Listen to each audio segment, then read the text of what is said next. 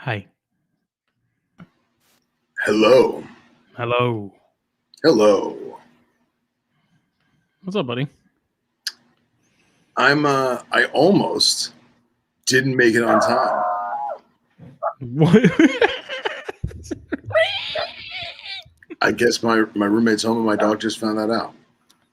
Intruder. But I almost didn't make it on time. I was sitting there contemplating the existence of humanity in my mind, and I nodded off. And I woke up and I was like, What time? there's 146 seconds until showtime. So I slapped myself together and here we are. Well, you're here. That's all that matters. That's all that matters. This is episode 68. Yeah. Snakes and Stogies. We will be joined by Brent Schultz of Venom Life Gear, Asclepius Snakebite Foundation, Venom Institute, Get Hooked.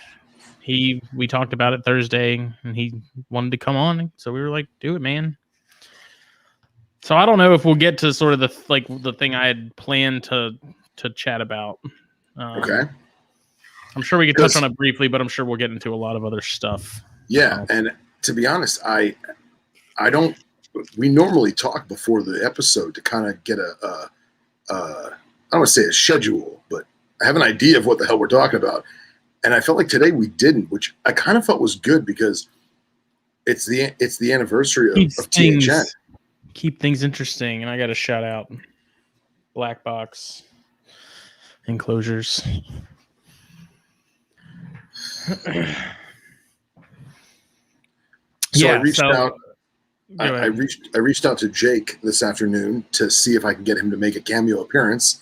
Unfortunately, he wound up working quite late, and he will not be able to join us this evening. But 9 o'clock. He gives everyone his regards, and he'll be joining us sooner than later. So, just want to throw that out in the ether. Sweet. Let's see if I can get this to adjust a little bit. That'll do. What are we smoking upon this year? Well, because you told me that it's 3 years anniversary of the Herpetoculture Network. 3 years, like 2 days ago, but we're celebrating tonight. That's right. So I went out because I needed some new sticks. I went out and got something a little out of my wheelhouse. I got the Padron 1964 anniversary. Very nice. Is that like a Lonsdale, a Churchill? I think it's basically a box press Churchill. I don't know what the hell they're calling it. It looks long. Yeah, it is. It is quite long. It's longer than I'm normally used to. So Raj did some reorganizing over the weekend while I was off, and I completely forgot that we had these. It's not going to focus, but these My Father limited edition 2018 10th anniversaries that they come in their own coffin and everything. Very and then cool. I had a Dunbarton Tobacco and Trust Naka Tamale. So I have not had one of these since we got them in. When we first got them, they were all right. I mean, they're like $24.95, so they are a little high. And I wasn't crazy about them when we first had them, but we've been sitting on these for a hot minute, so I'm wanting to see if they got any better. I'd be willing to bet they did. So,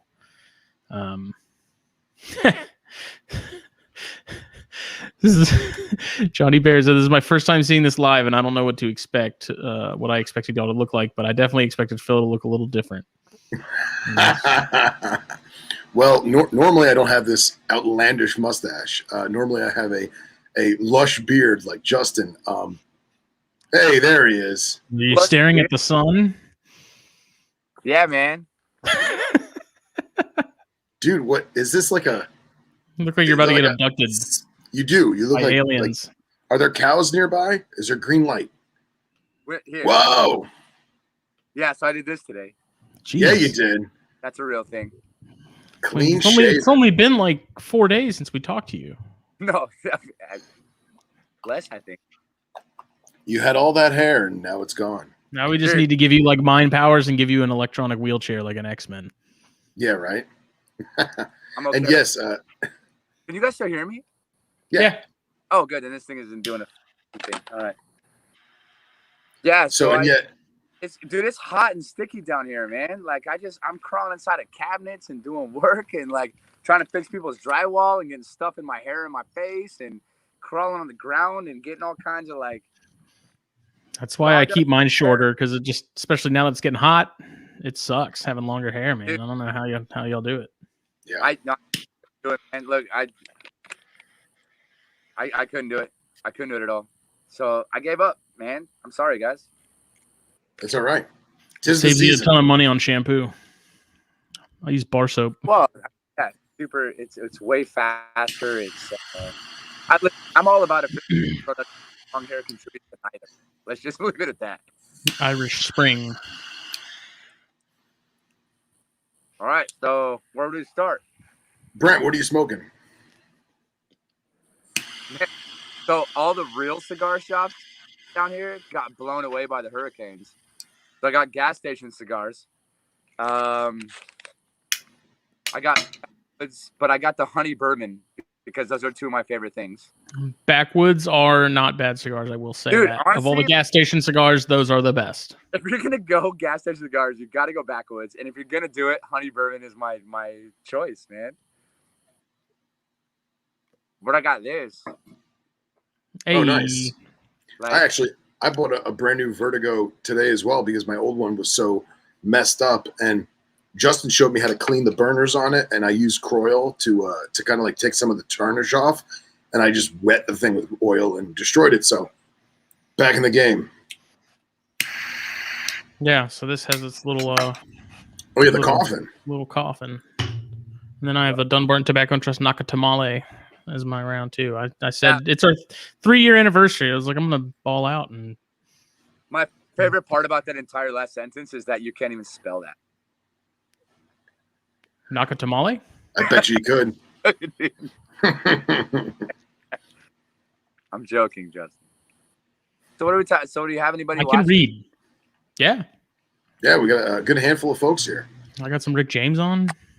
Some of our regulars, some people that are watching this for the first time and they're scared away by my physical appearance. It's good. Yeah, man. To be honest, man, I was really hesitant about doing it all, but I was like, you know what? Like, it's so easy. It'll grow back. And it looks good, man. I'm interested in a lot of things right now, but impressing people is not on the top of that list. Also, like, first of all, yes, it can grow back, and two, man, I saved so much time and money, and there's a lot of people out there that look worse than me with the bald head. So I'll take it, man. Very true. Yeah, like Dan Colgan. Is Dan even here to defend himself? I don't think so. Oh, he'll listen to this later. He'll be very upset. Look at this bug. Dude, they were brutal over the weekend here. These midges are just going nuts from my lights, man. There you go, everybody. Nakatamale. Nakatamale. I feel like it's Japanese Mexican fusion. Yeah, you can knock de saka. I mean, yeah. Ow. So, speaking of snakes and stogies, I went to Augusta for the Show Me Snake show Saturday. And I've met Thomas before, but met and hung out with Thomas at the show. We wandered for a little bit, and then we went to a shop in Augusta called Top Shelf. Hung out there, smoked outside on the little porch thing, and I smoked got a fire that I was really disappointed with. Having never had one, I was kind of all the hype and stuff. I was kind of expecting it to be something really good. Did you get one of those super squishy ones? No, this one. So this isn't the same one that you showed me earlier with the black band, the secondary black band. This one was like just red and gold, and I forget what it was called, but it wasn't worth the money. The new tobacconist at my shop, the guy's been working there for a year as like a catch-all kind of guy. Mm-hmm. And then they finally promoted him, I guess, about a month or two ago to the tobacconist. And the kid knows his shit, knows way more about it than me.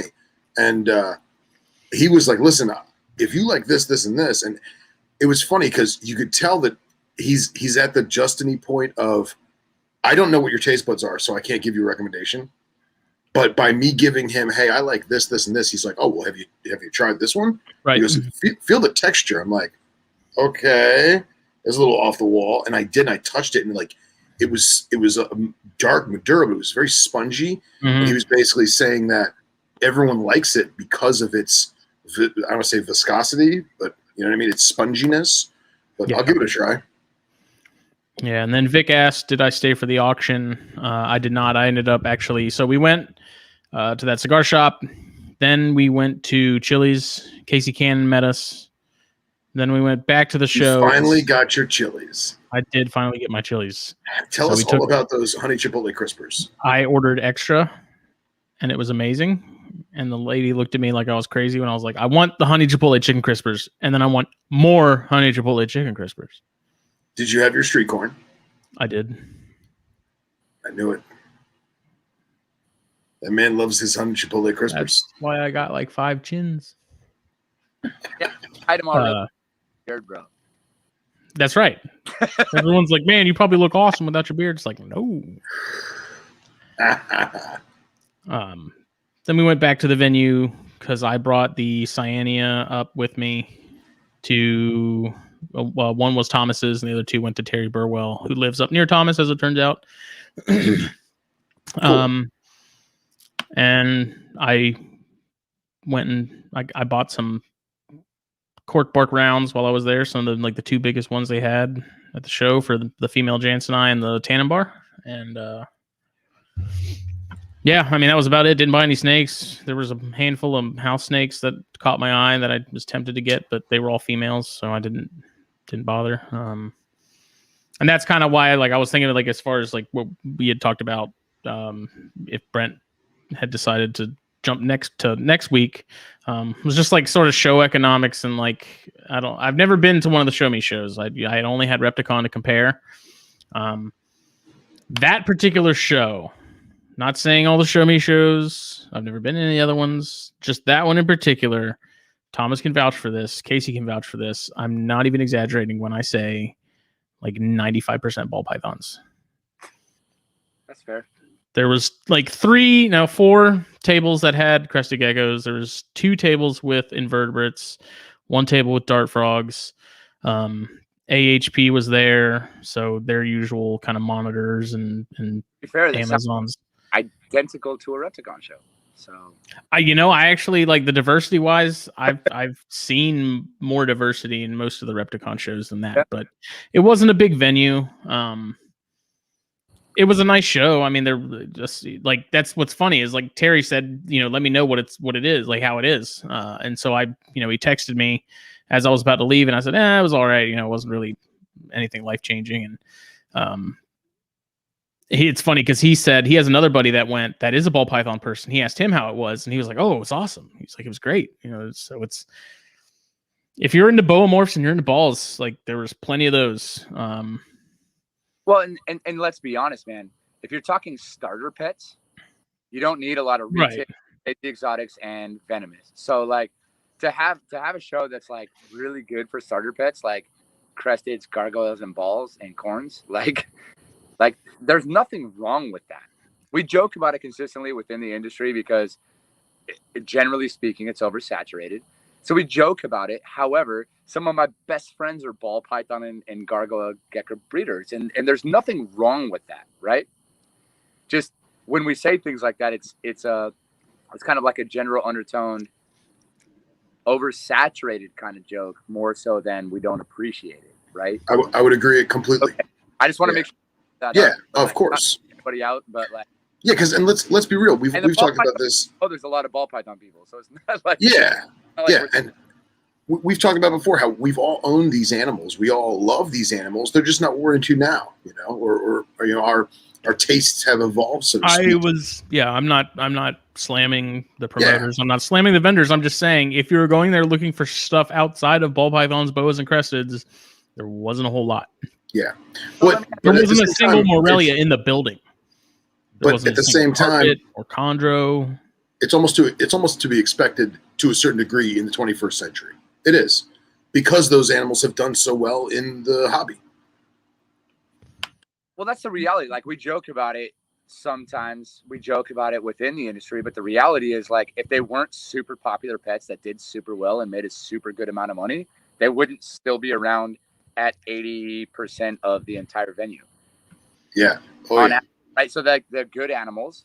There's good breeders out there doing good work with good morphs and making good money and good pets, or we wouldn't be having this conversation. Right. Right. But we'll be clear on that. And there was a time, like I would say even recently, there was a time when I would go to a show and I would quickly skim through and I would see a table full of red tails or I'd see a table full of balls and I would just overlook it. But now I find myself looking at those animals because a lot of those breeders, even though they specialize in one thing or another, it may be more the more common, more pet stuff, they all have their side projects or their side breeding pairs or whatever. And, you know, you'll have a guy that's nothing but crested geckos, and then there'll be like Mullendorfi in the corner. Right. And it's like, where did those come from?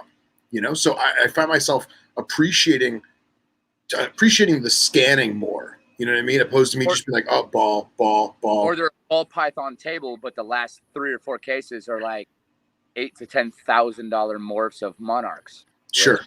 There's only like 2 bloodlines of, right? So yeah, I mean, there's those things where you get those like diamonds in the rough, if you will, and I think it's totally worth looking at, man. I mean, and two, to be super clear for you guys and everybody else, like, I'm not a big geneticist guy. Like, I don't know the XYB highway het pied like caramel ball orange cream dream team whatever. Like, I don't do any of that. I love that he threw the highway in there. I love that. Yeah. Blows my mind every time. However, when I walk through and I see some of these, I'm like, oh my God, like, a beautiful snake. And it's not like for a ball python that's pretty attractive. It's like, that's just flat out a beautiful snake. No, there were some really nice looking ones there. I mean, me and Thomas at one point were just walking around and being like, man, that one's really nice. That one's really nice. These are really cool. It's just, maybe it's because, so I was really hoping that I'd walk in and see at least a Baird's for sale on a table and that I would be able to walk out the door with it. But when I come to find that there was like no colubrids, which Mike Kosicki brings up a good point that it's not the time of year for colubrid hatchlings anyways. True. You know, I don't know. It was, so that's kind of what I was wanting to talk about, was like how, thinking about it more, like we're kind of at a point now where like there's no way to really change that to make shows more diverse in terms of like selection, because if you tell people we're only going to have so many ball python tables, people are just going to not bother paying for a table. Yeah. And so then the show's going to be shortchanged because they don't have anybody vending. Right. You know, and so it's what Thomas say. I do think high-end boa morphs look better than the BP morphs at the same price point, which there were some really killer boas. There was, you know, I appreciate them all for what they are. It's just, did you guys see the ball python morph that made it to mainstream media? And it starts off as, look at how cool this is, but they're playing God with genetics. It was a completely white ball python with orange smiley faces going down its back, like perfect orange little jack-o'-lantern smiley faces. Yeah, it was a hide or something. It was some, yeah, and the clickbait aspect was python bred with emojis down its back. But then when you click the article and you look at it, they're basically slandering us for, you know, doing all these, you know, designer genetics and crossing things to make this animal, which I thought was very, very backhanded, but it's mainstream media. What do you expect? But at the same time, I'm like, I would totally own a completely white ball python with friggin' orange smiley faces down its back. That's super cool. Hey, you did it, man. Like, I'm not a huge, you guys know me, I'm a venomous guy, right? Like, I'm not a huge rat snake guy, and I'm definitely not a huge bull snake guy. But when I had the opportunity to own a bull snake corn snake hybrid that was precisely 50-50 on the patterning, it was a 6-foot bull snake with corn snake coloring, bull snake half-keeled scale, some splotches on the belly, but not all of them. Bull snake head that could hiss with corn snake markings. That's crazy. 50 split ever. And I'm like, I don't like bull snakes or corn snakes per se. And like, I don't want to own them because that's not my deal. Right. Or to own this animal. But I like them together. Yeah. Yeah, the only person like that I know of in the world that owns this thing, yeah, I'm in, because it's a special that like I get to say, I get to do. So there's something to be said for that, right? And like, and two, if you're really big into social media, you're really big into the clickbait, you're really big into whatever, like a lot of us are, then having that at your disposal to up your numbers, up your viewers, up your shares, whatever. Like, think about this. If that was in your collection, you would have been Instagram famous in 24 hours. Hell yeah. Worldwide, right? And so that's a worthwhile animal. Yeah. And it looks cool. So Bill brings up a good point. He said, I do wonder if people who breed select species need to do shows. If you want something special, you use your Google Foo and find it and then buy it on Fauna or Morph Market. Then Jeff says a lot of cool, diverse shit sells before shows are and often don't even get posted. Ben said, I got my table because I had something different to offer. And I mean, those are all things that I agree with. Like, that was kind of my issue. If I had a ton of chondros and stuff to sell, I'd be doing a table most likely at a local show like Daytona or something. And then I think it's a case of, if there's people out there like myself that would like to see more obscurity and more sort of specialized select stuff, I guess, then it's going to take people like myself to go and vend and sort of like be the change in a sense. But you know, there's an entire other side of that where it's, you know, you have to have enough stuff to actually make it worthwhile. And yeah. But how many X's can you put in one name of a ball python, or it's too many, right? True. Like, and I'm not talking about ball python people bad in any way whatsoever. I think it's awesome what they're doing. However, I'm just asking the question philosophically, like, at what point is it like I said, a highway, orange dream, white cross, black diamond, whatever, and you get 5, 6, 7, 8, 9 names in there, and now it's like, if there's a dog and you have a pit bull and a German Shepherd mix, it's called a mutt. Now we can put 8 names to a ball python and it's worth more. Like, at what point is too many too many?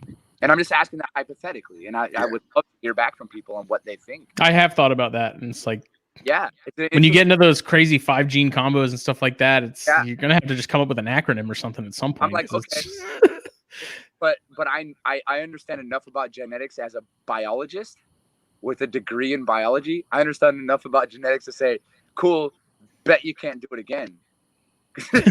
That was 6 genes. Like, come on. Right? So, like, imagine having to fill out the feeding and record cards and stuff. It's like you're gonna scribbles off to the side in really tiny letters. Yeah. Like, think about that person that has the white snake with the orange emojis down the back. How many litters are they going to have from the exact same 2 parents to have that exact same thing happen again? Yeah. All for the rest of their life, right? Yep. And so that's cool, and I love and appreciate it. But I'm just saying, philosophically, from a genetic standpoint, how does that work? And honestly, like, I really don't know. If there's somebody out there that does genes and ball python, whatever, that does know, please chime in, because I don't know, and I'll be the first one to say that. I have no problem being that guy. But that's the kind of stuff that I think about, and I'm like, that's 6 genes, man. Yeah, it looks cool, but reproduce another snake that looks like that. Yeah, there's a guy locally to me who's a big ball python breeder, and he's probably got close to 1,000 snakes. And basically, when he does like a Punnett square, it's like 3 of them combined. You know what I'm saying? Like, he drew one out for me, like, out of his memory. And like, it's like 3 grids combined. I was like, dude, I can't do, 9 times 4. Like, this is, you know what I'm saying? That success rate is great. What did Johnny say? What did that say, Justin? Johnny? He said people thinking about getting into shows for the first time. What does it take to get started financially and inventory wise? What do's and don'ts could you give on etiquette, setup, and accessories? So I guess that's going to kind of vary for Brent as it would for like me or Phil, depending on if you're selling hardware or animals. Right. We're one of the. How do you guys navigate the inventory thing? Well, easy. We don't have to feed it. We don't have to water it. And it doesn't move.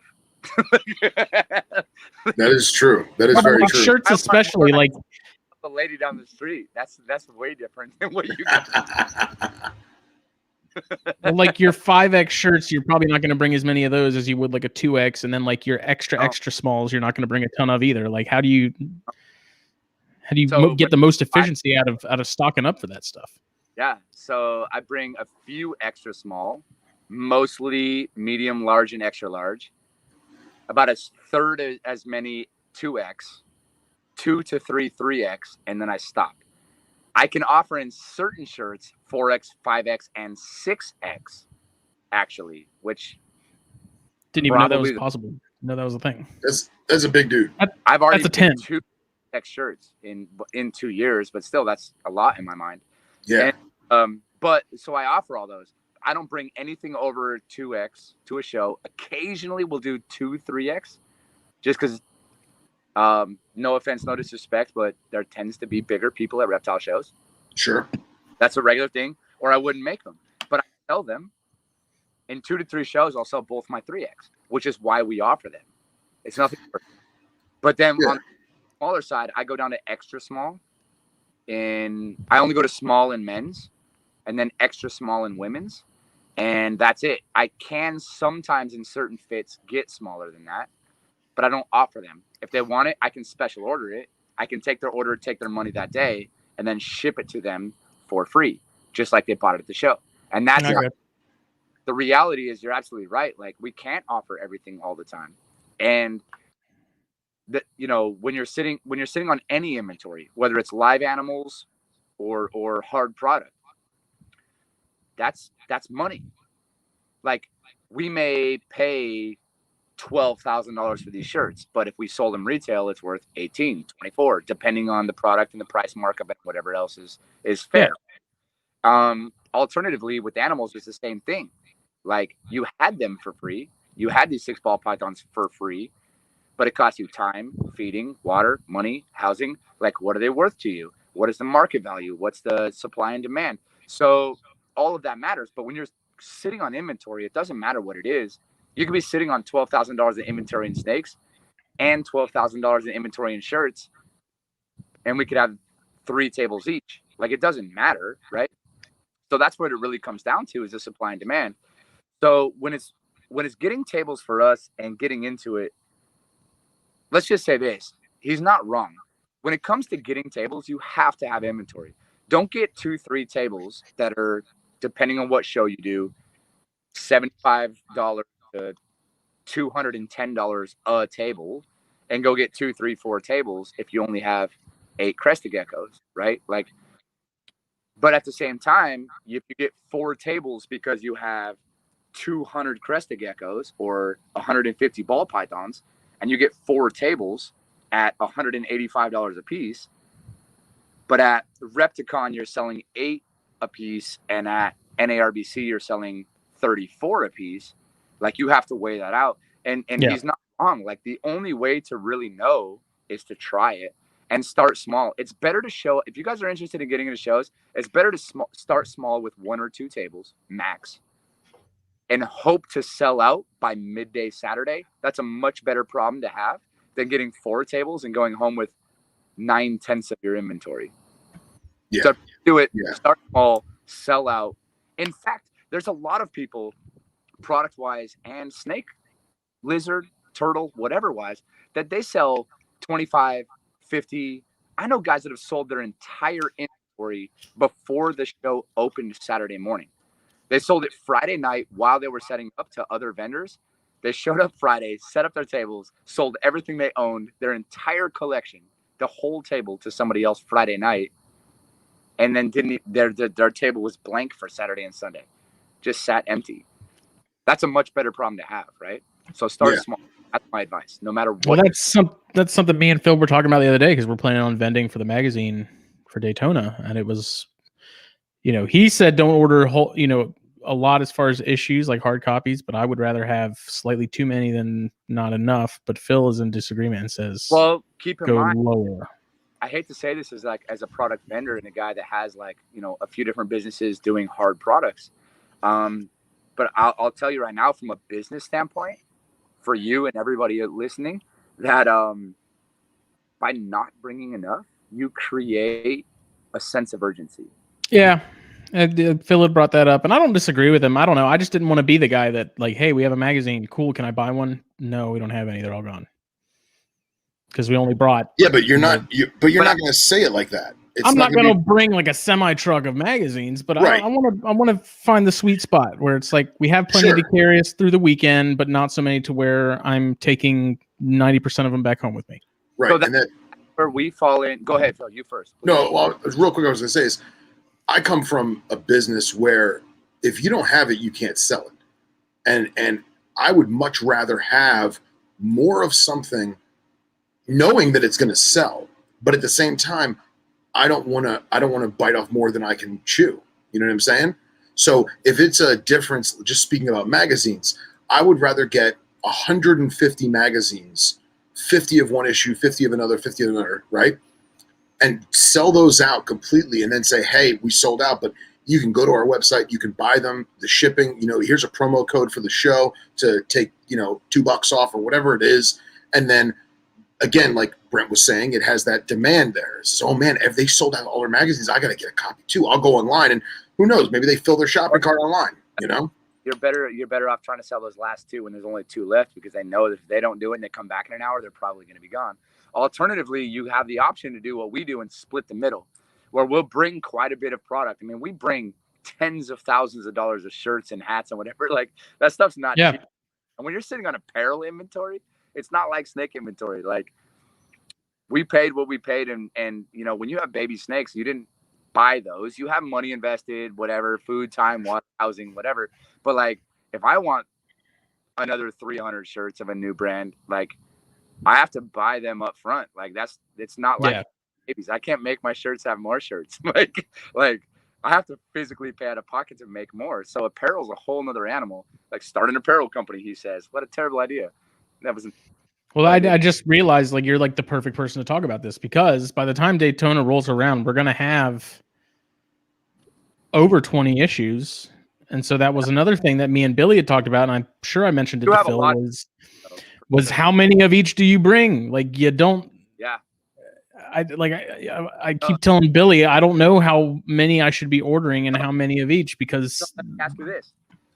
What is your format? Are you taking Squarespace? Are you taking credit cards? Are you taking cash only? Are you taking checks? Do you have a Shopify account, or is it through a website?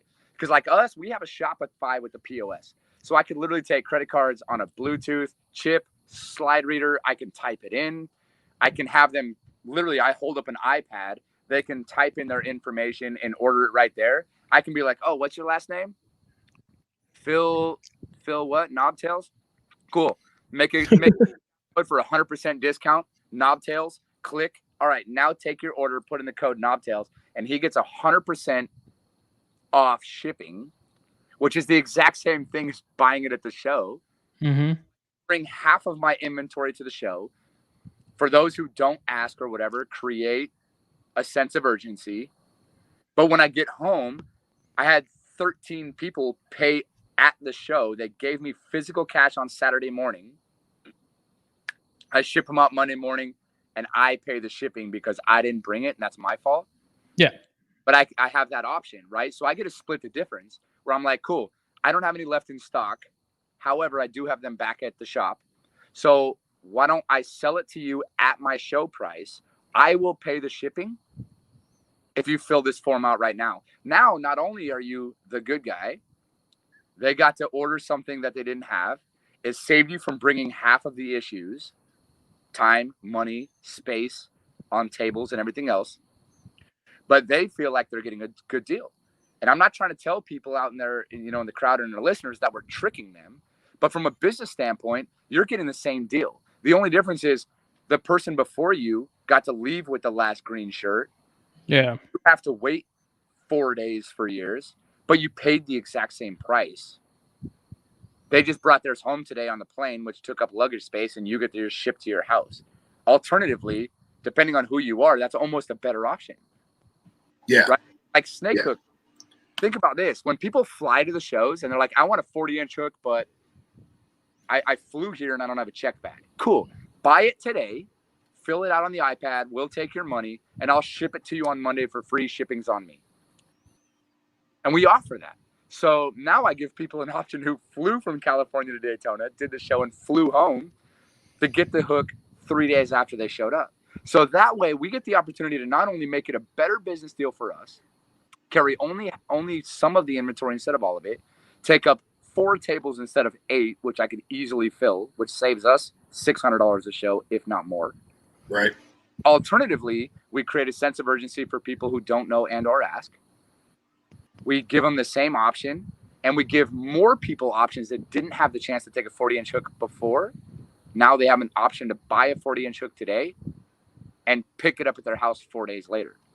So we actually solve more problems doing it that way. So Yeah, Makes sense. yeah, 100%, man. So I highly suggest, no matter what you do, Justin, I highly suggest leaving some of the issues at home. If you have 30 of each issue in stock right now, leave 10 of each at home. If you have 50 of each issue, bring 35, leave 15 at home. And the reason I say that is because if you run out on Saturday at noon, you can stay at your table for the rest of Saturday and all of Sunday, continue to sell the one last copy you kept for you that says sold. Yeah. But you get to show people what they're going to get and continue to. You don't even carry inventory in physically, but you just pay the shipping. Now, yeah, from a business standpoint, it costs you a little bit more. But now you have 50 issues out there pre-sold instead of 35, and now you're hoping somebody finds it online and pays the shipping. It's a better deal, man. Like, that's my opinion. Yeah, because how many of those people it's a great concept, because how many of those people are going to say, oh yeah, you know what, I'll just buy it later when I get home, you know, and they never do. Right. All of them. Yeah, all of them. I'm going to come back to your booth. Come back. Honest to God, dude, I'm not even joking. And I'm giving a little tip to your listeners, but that's fine because they deserve it because they listen to you guys all the time. So I get it all the time. People are like, Saturday at 1 o'clock, like, oh, I'm going to go look around and then I'm going to come back. I look over and I'm like, I'm not coming back. But when 4:30 rolls around, they do last call, shows, you know, tables closing at 5 o'clock, and that person comes back. Hey, do you still have that hook? And I'm like, dude, I actually do. In fact, just for that, like, I'm gonna hook you up. Like, I'm gonna give you an extra discount just because nobody comes back. But the fact that you did is crazy to me. Because you're right, dude. When people say they're coming back, they never come back. And so I'm the guy that says, "Oh man, I got something going on right now. I'll be back later," and then I come back and it's gone. I'm that guy. I miss out because I didn't buy it on the spot. I tell people that straight up, man. I'm like, listen, like I got 2 left. Yeah. Medium and a large. Like, if you don't buy it now, I'm not gonna hold it for you. The only way I'm gonna hold it for you is if you pay for it. Right. Now, you guys, because you have magazines or whatever, if you're gonna do magazines and I would highly suggest shirts as well. But if you're going to do magazines and whatever at your booth, shirts you'll need sizes, but magazines you don't need sizes. Like, just bring a certain amount. And, you know, from a business standpoint, it creates urgency, whatever. And if people want it, they want it, right? They're going to get it. At the same time, how much do you want to work, man? Every time you load the trailer and unload the trailer, and you got to pay for table space. And the difference between 3 tables and 4 tables at Pomona is $185. Yeah. Like, that's a lot. Yeah. You better sell an extra 100 magazines. Yeah. That you have to lift and carry the extra 5 boxes that took to make it worthwhile. So from a business standpoint, it's tough. And that's why I suggest, man, it's better to start with 1 table and sell out at noon on Saturday. That's a way better problem to have at shows than show up with 150 ball pythons and go home with 149 and you bought 3 tables. Like, I'm just saying, if you're getting back to Johnny's point, like, if you're doing it and you're getting started in shows, it's a better way to go, man. Start small. Yeah. And that's me and Jake, one of the very first episodes, I want to say it's like maybe the 3rd or the 4th, we talked about like vending shows and how I'm of the opinion that I would rather do some local ones where I'm not having to pay a ton of money for gas, a ton of money for lodging, that only ups the, you know, what you have to cover basically in sales. Like you really want to make it worthwhile, you know, like Daytona and Tinley and stuff. Those I guess would probably be exceptions because if you're going there anyways, there's like the social side of it. But you know, like vending a show in Nashville when I don't have a ton of stuff to sell, for me isn't really all that practical because, you know, there's a chance I might break even, but I'm not going to bank on it, you know? And two, there's a lot of people out there, man. If you reach out and start making friends in the industry, there's a lot of people out there be like, listen, man, like I only have a half a table worth of shit. So come and put your stuff on my table and they'll share tables with you. Or I bought 2 tables, but I'm only taking 1.5. Dude, when Get Hooked, when we did our first show ever, there was actually one show we went all the way out to Arlington for the NARBC. And they didn't have from Florida. So I flew in from Denver. Woody drove in from Florida and we didn't have a table. Dude, like, wow. Worst case scenario, bro. And this is just before we even owned Venom Life, before we even started the apparel. And I'll never, Sarah Davidson, man, like 100%, I'll throw her out there. Plano, Texas. Love her to death. She stepped up. She was with you know, Plano Geckos. And she was like, you can have half of my table. Like, no joke. And she her stuff to make room for us. We set up, sold out. We promoted her stuff. She promoted our stuff. And we've been good friends with her ever since. And like, honestly, that was a big start for us. And that was on. But if you ask people, man, like, oh, we do it all the time with Billy's in Daytona. We're like, Billy, leave some empty slots in your display because we almost always have some stuff between like, you know, us two and Casey, and it's like sell this for me. Animals, if you have 5 animals that you want to sell, you could probably send them with somebody else. Oh yeah. Get a commission, dude. Do a 60-40 split, 50-50 split. Like there's options, right? Sure. So just things to think about from the business side. Like it's hard to get in shows. We did, there's been a couple times that we did 18, 20 shows in a year. Yeah. DNA Reptiles, you know, Andy Hine was Southern Reptile Supply.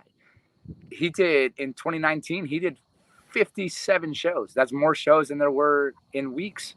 like that's crazy to me. That's nuts. Dude, that's nuts. And but he got to the point where he's running 2 crews and buying multiple tables and built it up.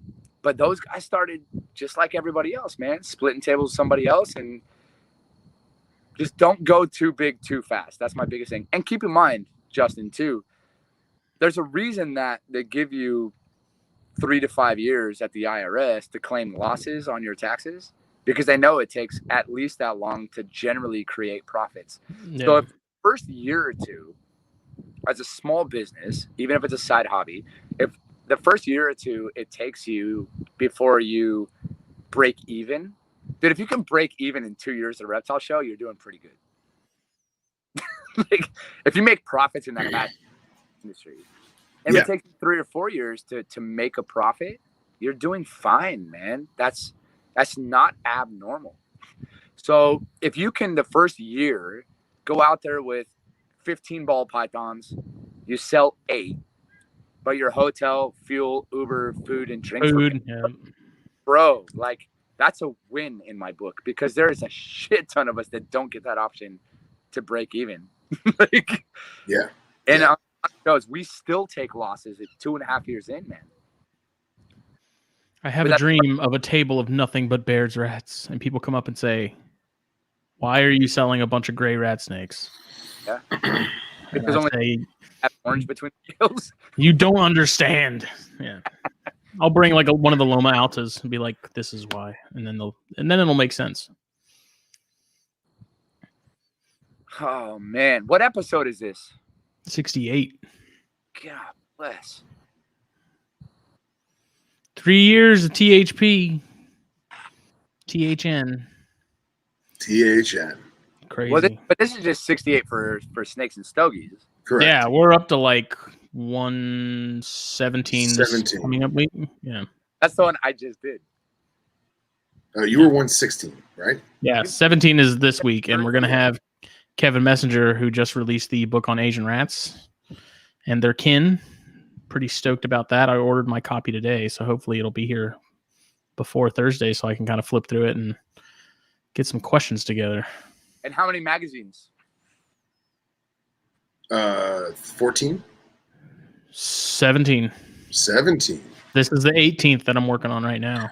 Excellent.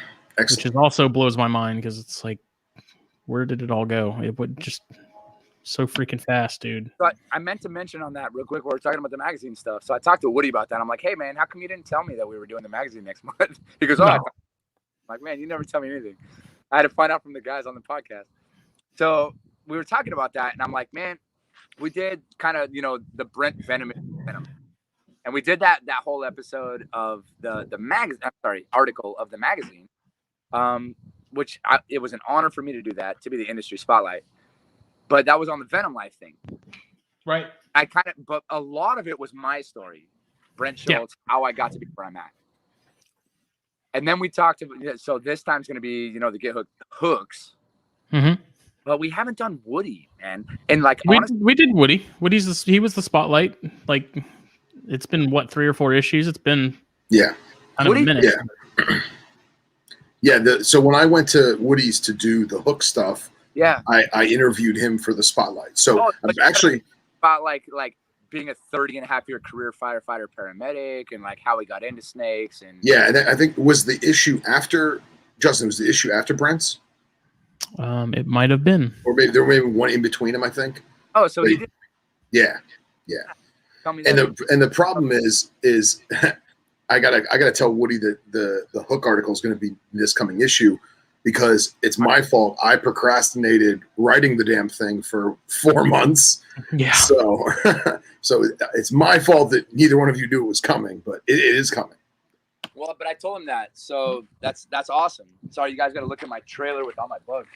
I finished the layout for that today, actually. So. Oh, good. So you can send it to me tomorrow. Yep. I'm gonna go my trailer. You guys handle your business. Hold on. So yeah, I'm confident in the things that you, me, and Billy have talked about in terms of us vending Daytona. That it's going to be good. It's going to be a lot of good publicity, and I think that the people that want apparel are going to be able to get the apparel. We'll have shirts for anybody that's listening. That's going to be at Daytona. Yeah. We'll have shirts. It won't just be a table with like 5 magazines on it. Like we're going to have shirts and stuff. So. Yeah, there's going to be THP stuff, THN stuff, Snakes and Stogies apparel. I'm going to have some Knobtail apparel there too. We're going to do some hats, shirts, and then a ton of different vinyl decals.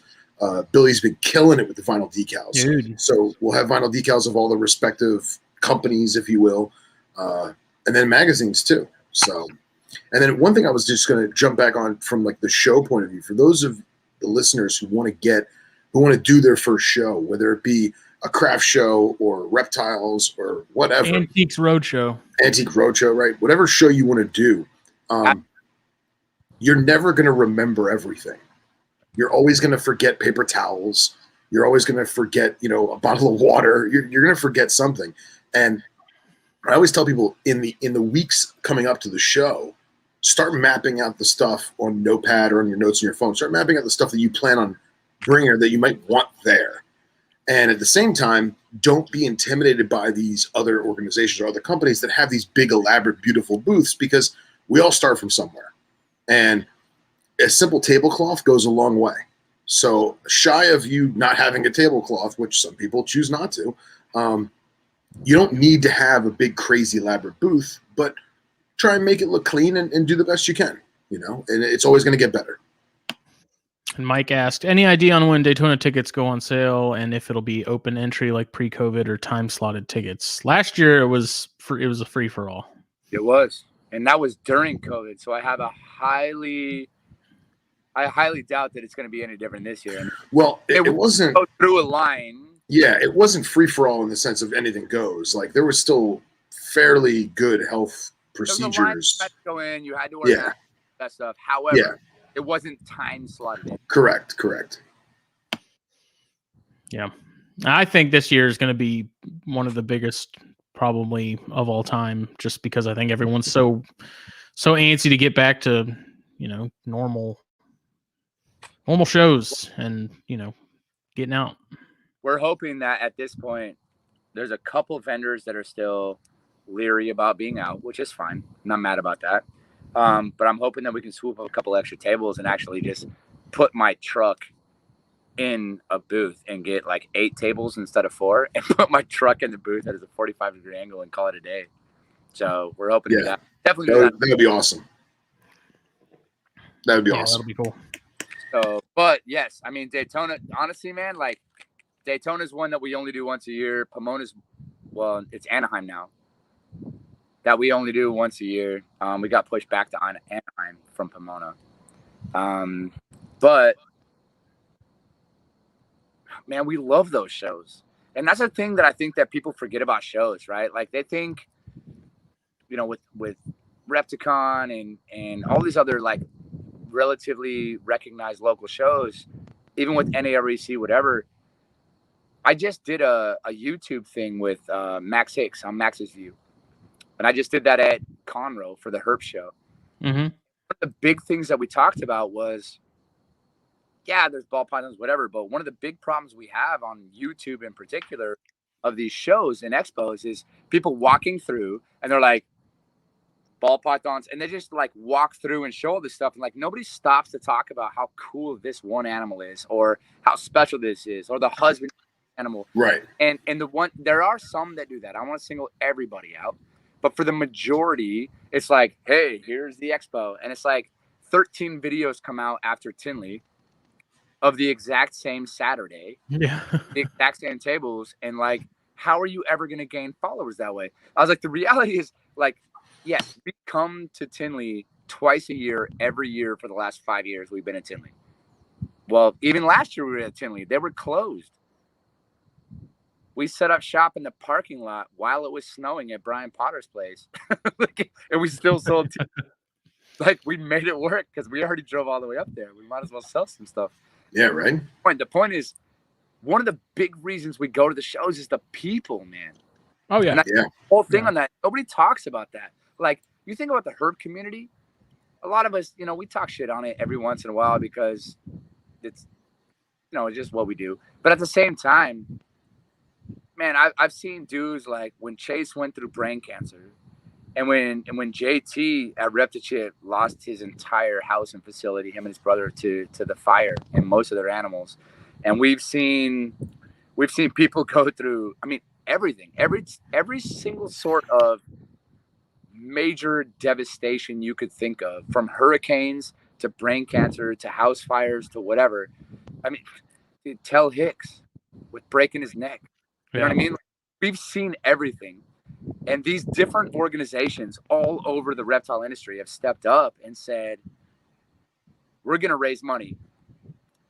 60%, 80%, 100% of whatever our auction is Saturday night goes to this person with this issue. And we've raised $68,000 here for this person, $110,000 for this person. The auctions at Daytona are a spectacle that even if you're not participating, you need to just watch it because it's just unbelievable. I mean, it's what people drop. What Daytona, not when you guys were there, but the year before, 2 years ago, 2019 Daytona. Mm-hmm. I mean, I took my shirt off, wiped it on Ryan McVeigh's head. We both signed it, and that thing I think it sold for like $150. and we're both nobodies, but people are there because they want to spend cause and it's for the right thing, right? Mm-hmm. They don't do it with my shirt or Ryan's sweat, but we made it a spectacle, and that's the excitement and whatever. Like, but that for us is like the people aspect of the expos. I think is one of the reasons that we truly go, but never actually talk about as far as YouTube is concerned in particular. Mm-hmm. And Me so and Phil talk about it all the time. If there wasn't a reptile show, we'd still go down there for a weekend and hang out. Like the reptile show is really just a bonus. Like I love getting able to, hang out with Phil, Matt and Jamie, Thomas, like, Billy, all our people, man. And it's just, it's a blast. We always say it is that it's about interacting and spending time with the chosen family.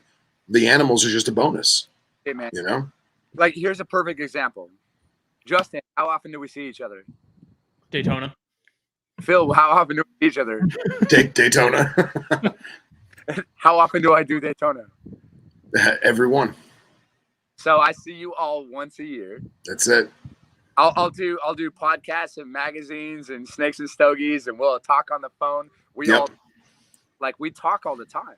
Yeah. But we see each other, smoke stogies on the beach, have a drink once a year, 364 and a quarter days. And we spend 2.5 of them together every single year. And that's the only time we spend. That's important to me. That's why I go to Daytona. Yes, I have a product to sell. Yes, I have multiple companies and I'm trying to sell a product and push a thing. Yes, I'm a part of nonprofits that I'm trying to push and raise money for. The reason I choose Daytona, there's a million shows I could go to, man. Yeah. I go to every year because that's probably one time a year that I see most of those people. Yeah. You know what I mean? I do the same thing with Pomona, which is now Anaheim. NARBC Arlington. NARBC whatever, Finley. Those are the only times I get to see those people, man. Yeah. A lot of them I'll see 15, 20 times a year at every show. Like Daytona, it seems like it's almost become like a heritage thing more than anything. Like it's become such a, like every year, it's Daytona and it's like there's only one, and it's kind of, its reputation has sort of preceded it, I guess. What's crazy to me is that was like one of the biggest shows in the country for a really long time throughout the 70s. And it was the first venomous show in the country. Yeah. And now it's like not anywhere near as big as some of Yeah. Like, that's crazy to me. Yeah. But and those the show, dude, in the late the 80s, it was the only show, for reptiles. That's it. Daytona was. I remember what got me to really want to go was 2004. Reptiles magazine did an issue with a little snippet covering the show from 2003 in anticipation for 2004. And I don't know if you remember the old convention center. It used to have that balcony that wrapped around the top, and there's the. Seen it. What's that? I've never went to it, but I've seen it. Yeah, the last year they had in that building, the upstairs was closed, and I didn't get to go see that view.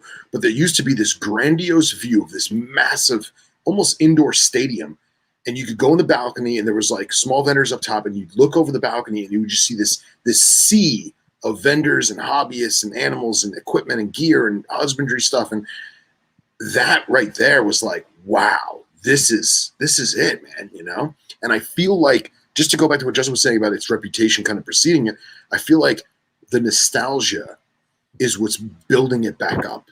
Yeah. And that's why I feel like we're on the path of Daytona getting bigger and better and bigger and better and bigger and better. At the same time, you're having more and more private breeders, and it's awesome. That's true, but keep in mind, I mean, just from 2019 to 2020, even with COVID, from 2019, we had an entire aisle down the middle of food vendors. In 2020, those were all gone. Yeah. Got rid of the food and made room for more vendors. So it's already on the way of growing back up, 100%. Oh, yeah. And there is something about like there's something about Daytona being OG. Like I love RBC people, man. I love them to death. They're some of my best friends in the world. In fact, all the people that own NARBC sell my stuff. Like they're however, there's something OG about Daytona, and anybody that knows reptile industry and shows knows that. And so, but here's the thing, man. There's reptile shows, and then there's Saturday night auctions, and they're completely different. Saturday nights in Daytona, period. Yep. Jesus. And NARBC is the same thing. Like if you're gonna do the Saturday night auction, it's a whole nother culture with a whole nother side of people, a whole bunch of alcohol and food that you didn't expect, the side of people that you never wanted to see, and a whole bunch of language that your kids probably shouldn't hear. Like, auctions are not the same. It's a totally different culture. Mm-hmm. But for me, that's like 2 weekends in one. I get to spend my day weekend with all my people at the show and my night weekends with my people at the auction. It's almost like getting 2 vacations in one, to be honest. Sure. And so, but that's the kind of stuff that nobody talks about. They're like, oh yeah, I went to Daytona. And I'm like, yeah, but you're doing it a huge disservice. What part did, It's not the same thing, man. Yeah. So bring that The up too. yin and the yang. You gotta get both to really experience it. 100%. Yeah, dude. If you're gonna be in the reptile industry and the reptile culture and being a vendor at an expo, that's part of the culture. You're in the reptile hobby. Going to shows, going to NARBC and Daytona and places like that, that makes you a little bit more exclusive. Like you're part of a little bit more like the party crowd type of thing, per se. Like the more well-known stuff. Like people don't do 167,000 views on YouTube from Repticons, and there's nothing against Repticons, but it just doesn't happen. It's the NFTs, the Pomonas and Anaheims, and like big well-known shows, including Daytona and things like that. Then you turn around and you're like, yeah, but the Saturday nights, man, that's where that's like the OnlyFans for reptile shows. Yeah. like I'm not joking. If you think about Instagram being a reptile show, the Saturday night auction's the OnlyFans. 100%. 100%. And if you're missing out on that part of the culture, you're missing out. That's my. I don't know. I just love sitting on the back porch, finding my chair, and that's my spot. That's where you'll find me. If I'm not at the show, you'll find me planted on that back porch, smoking cigars all day long. And look, Tim Morris dropping bombs. 1990 Orlando. Hell yeah. Hell yeah. Is that a fire? And I think it was fire. I think it was a fire show, wasn't it? Yeah, it was fire show. I'm hoping this year we don't have some stranger come out and tell us that we can't smoke on the porch anymore. Bro, did you hear about that? That was a misunderstanding, because I feel like, not to sound like a jerk, but I definitely would not have handled that as PC. Which part? The voices are talking to him in his head again. No, their neighbors are arguing. Nice. No, Justin went on the patio with some people, and they were smoking cigars. It was me and Thomas. Oh, it was you and Thomas. Okay, There you go. Thomas, until you get kicked off the back porch. And obviously, this was times of COVID, and there were certain parameters that were attempted to be nothing to do with it. I know. I'm just trying to set the scene here.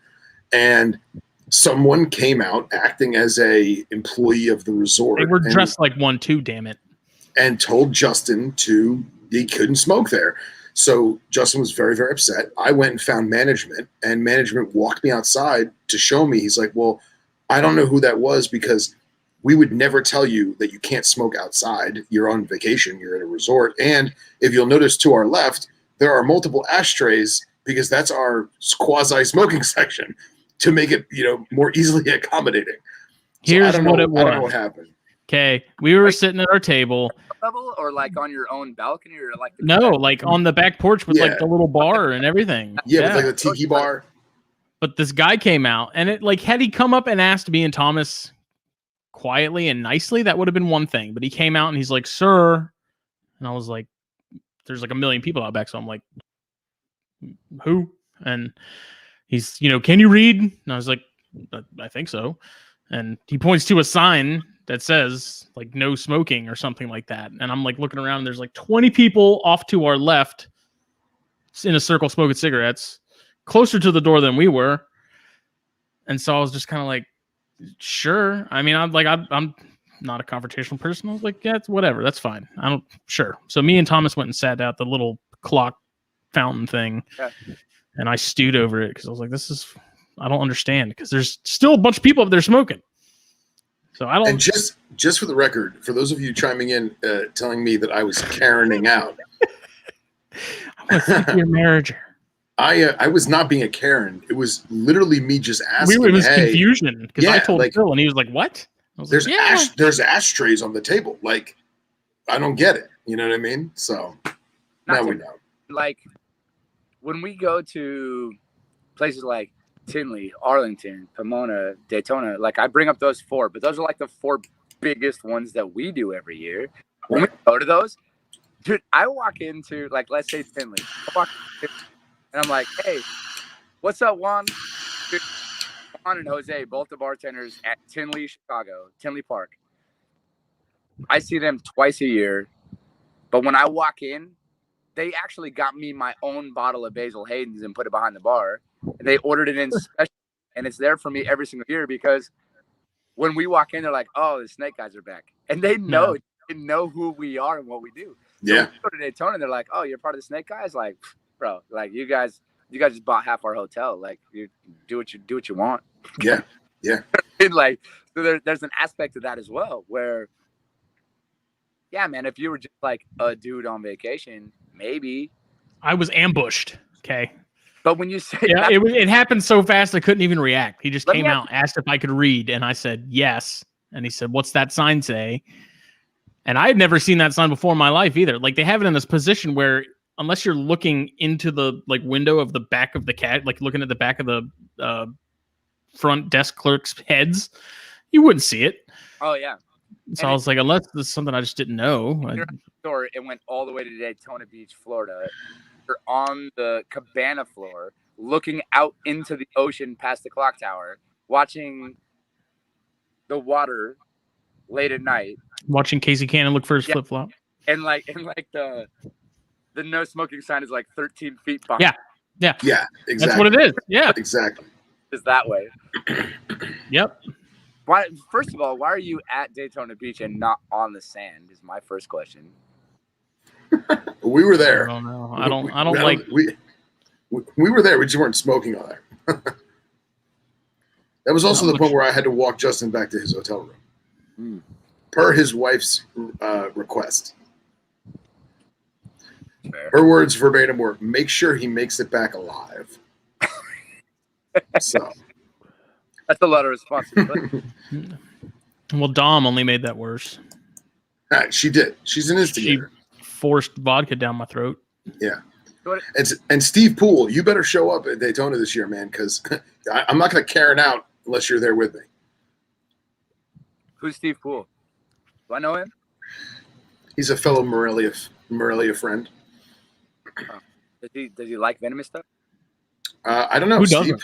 Yeah, Steve. I don't think he's doing venomous right now, but I could be wrong. I've been mistaken before. I'll tell him if he comes to Daytona, I'll give him a shirt. There you go, Steve. You heard it There you go. from the horse's mouth. I need to buy another hat. I got my hat from you last year, and it's had a rough life so far.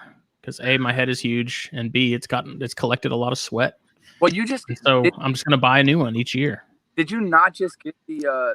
We just launched those. That was our first time ever launching the black mesh stretch. Yeah. That's what you got. Yep. It's one of the. I loved it because it was one of the few hats that actually fit my head. Oh, because it was the XL mesh. Yeah, no worries. I'll bring you one, man. Sean said I'll be living and working. Sean. Look at that. Awesome. MP Cages and Exotics. Yo. THP sponsor. Yeah. Sweet, man. No, that's awesome. Yeah, and he'll be at Daytona. I will. Got our 4 tables set up for Daytona, so we're kind of locked in for the same 4 tables in the same spot that you guys saw us last time. Awesome.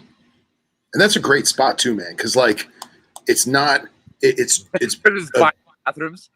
what I was gonna say is it's right when you come in, because there's the thing is there's show layout, right? Yeah. And like there's a lot of people that try and get certain tables because of the theories they have in their mind. But your spot is perfect in terms of walkways, right? Well, yeah, you're absolutely right, man. And so that tie this back to this is gonna kind of be the theme of the show. If you want to do a show, let's talk about this. Right. The theme of tonight, right? Mm-hmm. Let's talk about that, because we've talked about, do you want to be the first person that they see when they walk in? Not necessarily. Not necessarily. Like, oh, that's really cool stuff. Let me go see what the other 318 vendors has to do. And right. Do I go clockwise? Do I go counterclockwise? You know what I mean? Right? Or 2, do you want to be the last person on the way out the door where they're like, man, I haven't found anything I wanted. Oh, shit. Like, now I found something that I really want. It's the end of the day. I might as well just spend the money that I already set aside. Do you want to be the last person or the first person? Because being the first person has its benefits. Being the last person has its benefits. Do you want to be in the back corner where they're like, hey, I'll circle back. And you're like, yeah, right, you'll never find it.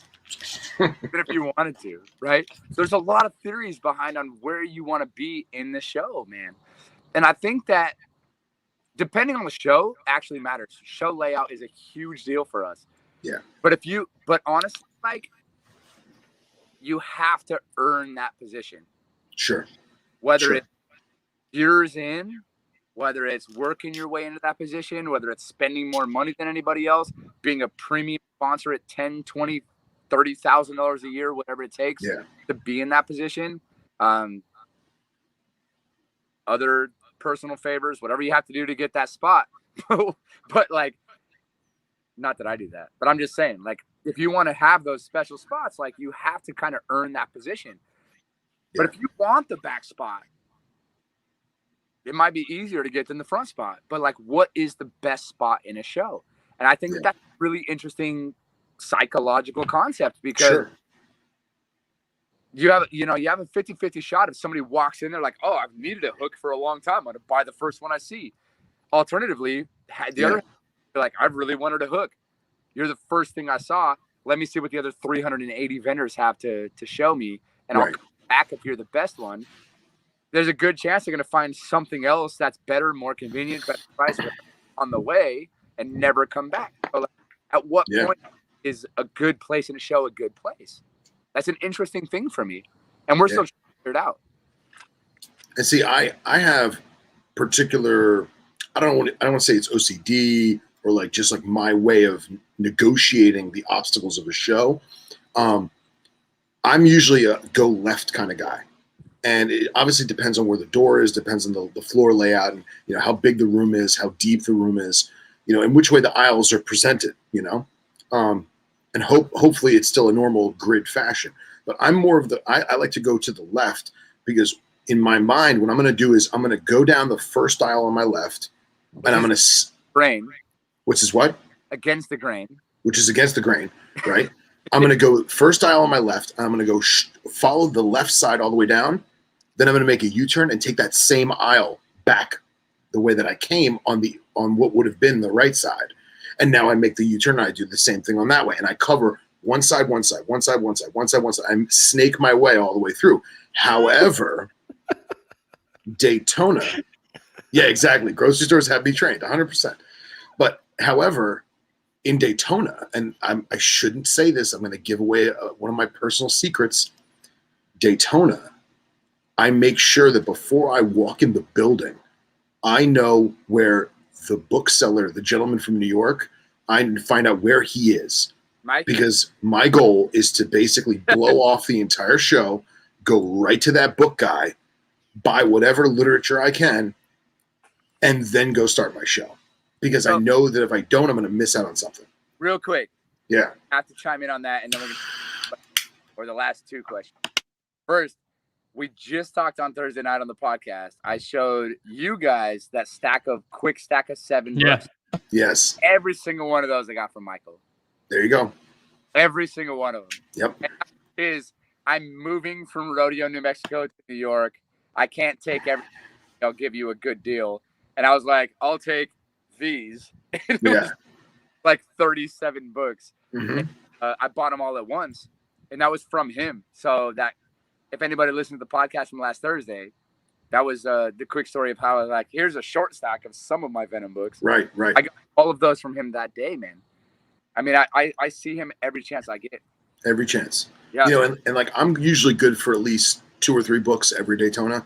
Carly, this past show, Carly, I don't even know what she spent, but she got like 12 or 13 books. Yeah. She saved space and weight in her main luggage because she lives obviously far away. She had to fly in. She saved space and weight in her luggage, specifically knowing that she was going to come home with extra weight of books. So rock and roll. What a nerd. And again, it's also so here's super. The moral of the story. If you guys haven't been to Daytona, fucking come see us at Daytona, because we're all 3 there. An absolute blast. See, my tactic is I do a quick scan, find the tables that have Baird's or anything else I'm shopping for, and then once I figure out sort of who has what and what pricing is, I then adjust accordingly, buy what I want to get, and then I kind of circle around and do like the detailed look. I'm like a laser focused get in, get out. Yeah. Get what I need and then mingle. Yeah. And Pool said it best. Carly cleaned up at Carpet Fest. I think she got did. every book. Oh my God. And then Dominique also just commented that I was mistaken. She did not leave extra room in her luggage. She checked an empty bag to bring books home from Daytona. Wow, that's dedication, man. Yeah. And I respect the hell out of that. Mm-hmm. So, to be clear, if you guys have ever seen like NFL All Access, when there's like the 3 dudes at the end of the Super Bowl that are up in the booth and they're like 3,700 people watching with signs, but there's only 3 people on camera, we're doing that this Daytona. Yes. And the 3 of us are doing that because we talked about it last time, but yeah. I had personal issues with a hot girl that was crazier than she was hot. And how's that scale go? yeah, it's like I think in a scientific term it's called exponential growth. Yes, exactly. Pretty sure that's what it's called. Yeah. Yeah, so I had some personal issues that did not allow us to do the live Snakes and Stogies. However, this Daytona, I don't even care if you guys want to talk about it or not. I'm going to put it out there right now that you, me, and Justin, Phil, because I know Justin's not looking. Me, you, and Justin, Phil, what are you talking about? Do a live Snakes and Stogies. It's yes. NFL All Access. There's going to be fans in the back with signs like, I love your mustache, Phil. Justin. And there are going to be fans in the background, and we're going to do a live Snakes and Stogies from Daytona. Yep. Justin, sign my Bears rat. There's probably going to be a bunch of people in the background staring at us like, what the fuck are these guys doing? Wait. Yeah. Yeah, dude, 100%. So I want to throw that out there because we are doing that this year. I don't care what you guys say. Hell yeah. And we got to make sure that Billy doesn't have any flat tires. Yeah, that definitely will help. Yeah. Well, yeah. I mean, so I blame it on the girl, but to be fair, that was a huge issue for me. However, I wasn't the only one that had issues at Daytona. So here's a reality, man. If you go to Daytona and you don't have issues, you didn't do it right. Exactly. Reality. Yeah. Like there should be some sort of complication, or you didn't put in effort. That's really what it's down to. Yeah. Because Daytona's a blast, man. Like, there's a reason we all still talk about it. There's a reason it was one of the first shows in the country. It used to be the biggest show in the country. It was the first venomous show in the country. And there's a reason it's still on the map. Yeah. And that's because, shit, man. And his name is Wayne Hill. When you're at the resort and you finish the show, dude, we went and spent like, I don't even know what it was. I think there was 4 of us and it was like $487 for dinner. Oh, that's awesome. Got like Australian Wagyu beef and like whole like clam and shrimp and crab platter appetizers, like white wine. Like it was crazy. The food there is amazing. Then we went to Johnny Rockets? Yeah, we went to Johnny Rockets because everything had a crazy line. We did not get Australian Wagyu beef at $100 a person at Johnny Rockets, I can assure you. It's the one in the basement, like in downstairs in the resort, halfway between the right exit and the west exit. So we went there, and it was not cheap. However, I mean, it's part of the experience that we go for. And then you get to walk out back, and you have a whole cabana. Then you have the grass. Then you have the benches with the sidewalk and the clock tower and the live music. And then you walk 15 feet, and you're on the ocean. We're looking at stingrays and shark teeth and Casey Cannon. Like, dude, you name it. I was catching. I have video. I'll even post it with you guys if you want. I had video of me last year, 3 o'clock, catching fish by hand. I'm watching them roll up in the tide, and I'm just grabbing them by hand, just holding whole fish and putting them back. Like Gollum. Yeah, dude, it was nuts, man. Like that's part of the experience of going to Daytona, and like it's not. The reptiles are cool. Don't get me wrong. But that's not the only reason we go. I have one thing to say. I have one thing to say to sum up that beautiful, beautiful speech.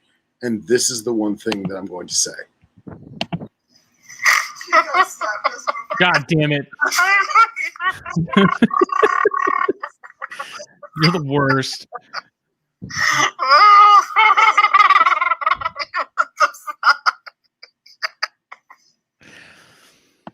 No, and then Thomas says syrup shots. Yes. Thank you all. Syrup shots. Ugh. Dude, I was obliterated. at our table last year in Daytona, we had a table up front at the auction on Saturday night, and I think we spent $1,500, $1,100. Chris Nettles over at Sea Serpents spent like over $1,000 on 100 Jello shots, and then when they came to the table, just handing them out. I think we all took like 5 or 10 or 15. I don't even remember. Like in the first 3 minutes, and we just, it's a crazy deal, man. It's a crazy deal. It is. You have the chance, go to Daytona because it's. Yeah. And you're don't drink whatever Dom DeFalco gives you. That is true. That is true. And if she says, "Oh no, I can't bring it back with me," that's a lie. It's a lie. That's a lie. I fell for it. It's too late for me, but you can still save yourselves. My only rule is I don't like raspberry roofies. If it's like, I'm in. Watermelon. Yeah. Like I just noticed what Matt Mose wrote. Incoherent gibberish is the best kind of gibberish. Fair enough. All right. So what else are we going to talk about? Let's talk about. I saw a Black Mamba bite account on Facebook today that I thought was interesting. And since we haven't done a bite report in a while. So that was on the most neglected tropical disease page. Was it? There was another group. It was I don't know. It's a group I joined today that had a bunch of African snakes and stuff, and my inner Phil got all excited. Yeah. If you look at the snake bite most neglected tropical disease page, it's the first thing on there, and that was shared to everything like Venom interviews, ASF, all that stuff. So was it the one from the 11th? Huh? Was it the one from the 11th? Yeah, but it was posted today. Yeah. So, are you going over it? Are you going to talk about it? But yeah, I mean, I'll read it. We're going to watch you read it? Like, what are you? What's that page that you just said, the most neglected tropical disease page? Yeah. So it's called snake bite. I think it's venomous snake bite most neglected tropical disease. If you do most neglected tropical, it should pull up on Facebook. Well, Phil, I just did, and it didn't. Venomous snake bite. Hold on. You're on the phone. Let me look at most neglected. Oh, actually, I took a screenshot of that. Actually, I took a screenshot of that picture today. Hold on. I'll tell you right now what it is. I screenshot everything. Now people are just watching the three of us on our phone. Yeah, watching the three of us stare intently at the screen. God, these Naka tamales are so good. Yeah, I can't find it, and I spelled neglected properly. Prove it. All right. Well, now you guys get to watch me look at my phone while you're on the phone. So, yeah. God forbid we did this ahead of time. I had it ready and pulled up since like 11 a.m. I just copied and pasted all the text. And what? And I was ready. But it's not ready. It is. Okay. I just found the group. And Phil, what is on your hat? Is that like two squirrels making out? Like what am I looking at? What? No, man. You don't know what that is? Oh. Hey, Justin. That's a Marco Polo sheep. Gargoyle. It's a Marco Polo sheep. Marco Polo ram. So Ray Morgan posted it in the Venom News, and the page it originally posted from was Snake Bite Assist. Yeah, that's the group that I joined. That's the group that I saw it in. So there you go. So, but there was 3 snake bite things that I saw today, and one of them was most neglected tropical disease. Phil, I'll send you an invite for that one because I have. Yeah, because I'll just go fuck myself, Brent. What? Yeah, definitely. Fuck myself. Send me the invite because it wants me to write a dissertation, and I'm not going to do that live on the air with you guys. So it's because you're not credentialed enough. Is that why? Apparently, story of my life. Can't get on ResearchGate because I'm not smart enough. That's the only reason I have like 15 titles. The only reason. Ben Abel, that has more titles than I do. We gotta get him on here too. Let's do it. I always want to, but I feel like we're not cool enough. Huh? For a Well, lot of I those feel venomous guys, I feel like we're not cool enough. Yeah, I feel like Ben's honestly a busy guy, and when he's not busy, I'm sure he wants to just sit around and not talk about this shit. That's So true. At the same time, he really loves what he does. He's super passionate. Loves to share the information. You just got to know him, right? So like, yeah, and if you know and love his dog, and Otis loves you back, it's even easier. As long as nice. your dog loves you, you're good. You're in. So someone was bit by a black mamba. What's that? Are you guys going to talk about this Mamba Bite account? Yeah, I don't even know what happened. I was going to show, if we had a little downtime, I'm in several different ID groups for sub-Saharan Africa, different countries, different regions. And somebody I want to say it was KwaZulu-Natal, posted a picture of a baby, like maybe 4 or 5 month old black mamba creeping up on the window or like the sliding glass door, like looking in, looking all like, what's that? Periscoping?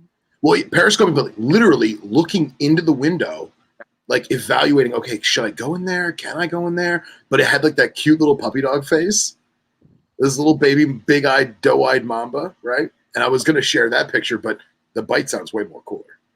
It's actually not, from the picture alone, it's not a terrible bite.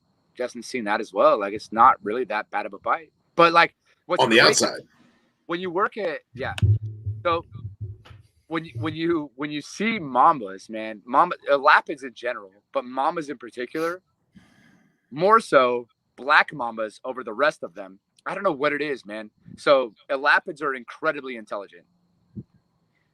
Then you get into the mambas, all 4 of them are very smart, smarter than a lot of cobras, I think. And then you get into black mambas in particular, and they're like, I don't know, dude. When intelligence wise, they're like the smartest of all the dogs at the show, kind of thing, right? They're like the border collies or the German shepherds of like, when you're talking about like other dogs like Frenchies and whatever, like they're cute, but and they're not dumb, but they're also not like super intelligent. Black mambas, man, they're crazy. Like they can look at you with their eyes and they're studying you, and if you move around the room, they'll move to the glass to like watch you and follow you. Like, dude, like they're crazy smart. I would argue that some of the mambas, the black mambas in particular that I've worked with, are smarter than some of the parrots that I've been around. sure. Like, they're stupid smart, dude. Like, honestly, terrifyingly smart. Almost like a serial killer watching you undress and getting ready to get Yeah. Well, it's Been like there. I always tell people, like, a lot of people don't notice this, but I've worked with more, I don't want to say fresh mambas than captive bred stuff. And almost all the blacks that I've ever worked with over the years was through wholesale, and they were being imports. A lot of them were adults. A lot of them had been through a lot of stress on their way over here. But there's that classic, what's the word I'm looking for? Examination of their surroundings when they first enter the enclosure, and like seeing the mamba's head like twitch, and like look around and just like, I don't know, for those of you who aren't watching, I'm making my hand look like I have Parkinson's, and they're scanning that entire cage. And then for the next 4 or 5 days, every night, every day, whatever it be, they're going to check every single point of that entire enclosure. Yep. Yeah. You just don't see that with other species. No. Not even like James Westerns or Eastons. Like, they'll do it occasionally. Like, if you get green mambas or West African green mambas, like, Jameson Nye or whatever, like, they'll still do it to a point. But Right. for some reason, black mambas are so much more attentive to their surroundings, and to the point, like, they will, like, they'll take a bite of the mouse, and then you can see their eyeball move. Their head doesn't move, but their eyeball will move to look at you, watching them eat, and then they'll go back and take a couple of bites and look back at you. Like, like incredibly attentive to their surroundings, more so than most snakes. So let me ask your personal opinion. I don't even know what the taxonomy is right now, but do you consider Kimosai a Jameson subspecies or no? So if you want to talk my personal opinion, Yeah, your personal opinion. Subspecies in general is a hard subject for me. Right. biologist, as a zoologist, as a herpetologist, and a venomous snake expert, whatever, like subspecies in general is a hard thing for me to wrap my head around, because I'll tell you why. Because biologically, generally speaking, they're like the origin of a species is Right. able to reproduce. Sure. Now, I had a bull snake, corn snake hybrid. I've seen lions and tigers. I mean, at least they're the same genus, right? Bull snakes and corn snakes aren't even the same genus, not even close. Right. And so when I talk about subspecies, I'm like, all right, so there's a Chistrodon contortrix, Right. throughout the entire South, right? We have copperheads everywhere. There's like 7 subspecies. At what point did they become a subspecies? Like, could they reproduce? Like, Yeah. I have a hard time wrapping my head around that. And I think that's the whole deal biologically, phylogenetically, between lumpers and splitters that we deal with consistently, where it's like there's a lot of people out there that want to do splitting consistently. A lot of them, and I'll say this out loud too, it's because they get to be the one to name something because nobody else. Sure. They just want the recognition, and that's for splitters.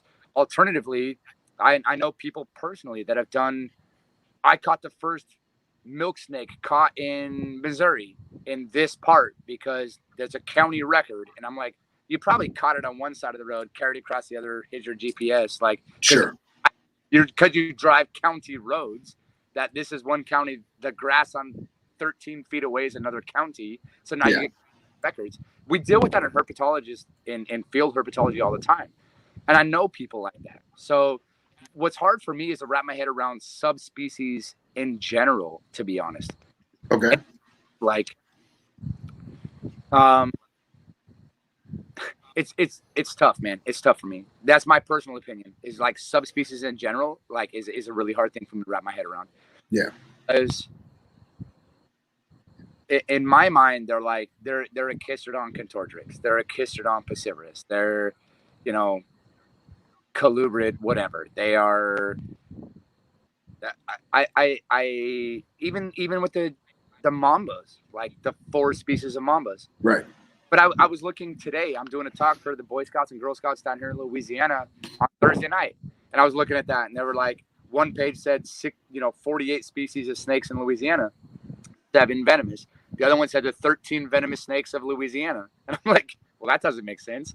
Yeah. So one of them was like copperhead, cottonmouth, timber, pygmy. That seems fair to me. The other Sure. Eastern cottonmouth, Western cottonmouth, Southern copperhead, Eastern copperhead, broadband and copperhead. And I'm like, you're kind of that as 5 species. I was like, that's for me, that's like cottonmouths and copperheads. Yeah. Like I just don't. And now listen, I'm not saying they may or may not be different phylogenetically, DNA, whatever. But the reality is, depending on how you test the DNA, what you're testing, is it mitochondrial? Is it full DNA? Are you testing for phylogenetics? Are you testing for if they can breed or not? Could those things actually breed in captivity? And why, first of all, is somebody in Australia trying to change the entire genus, not species, but genus of Crotalus to something else? Because they're mentally ill, at least that one in particular is. Yeah. When they don't even have rattlesnakes in your entire country / continent. Right. And then we're also looking at the same thing where, like, there's other people where we used to have, Cistrus, which is the pygmies and basically all the pygmy rattlesnakes. Cistrus, the only rattlesnake in the United States that isn't Crotalus. So we had Cistrus miliarius, and then that became, Cistrus miliarius edwardsi, which was the desert pygmy. And then that turned into Cistrus miliarius tergeminus, which was the desert pygmy rattlesnake that was the desert Massasauga in Kansas, which was different apparently from the one in Colorado. Now, yes, they are separated. They're technically on islands. as far as geographically, but they both used to be Cistrus, you know, and I don't understand how that one became Cistrus miliaris tergeminus, Cistrus miliaris edwardsi, and now it's just Cistrus like tergeminus. Like it's not miliaris anymore. It became its own species, and I'm like, who decides that? Yeah. Who gets to vote? Basically, there's Well, two it's people. the constant question of where we draw the line, because it's the same with locality. It's like a point. Yeah. You can break it down any further at a point. Like it's like it gets. There has to be some sort of threshold, and I would think like that's the issue that I've had with taxonomy stuff. Is like, why is there no standard of, okay, if it's this much deviated genetically, how come there's no standard bar where we say, okay, if it's like at a minimum 5%, 10%, whatever, to where they could say, okay, this is definitely something that has separated and evolved. I'll tell you, because you either have to have every single scientist agree that the 95% cutoff threshold has to be based on, can they evolutionarily in the wild, biologically on their own the or are they related enough in mitochondrial DNA to be able to say that they came from the same people, or that, I mean, people, the same adults at some point in their DNA. And so getting every single scientist to agree on either of those is never going to happen. Alternatively, if you want something to change in taxonomy, it's super simple. Wait for somebody to die or retire, because that's the only way it's ever going to fucking happen. You have to wait for somebody to die or retire, period. And so I look at this and I'm like, there's only a few people that actually write the book on this stuff. One of them's dead, but his opinion still counts. And I'm okay with that. It was Joe Collins.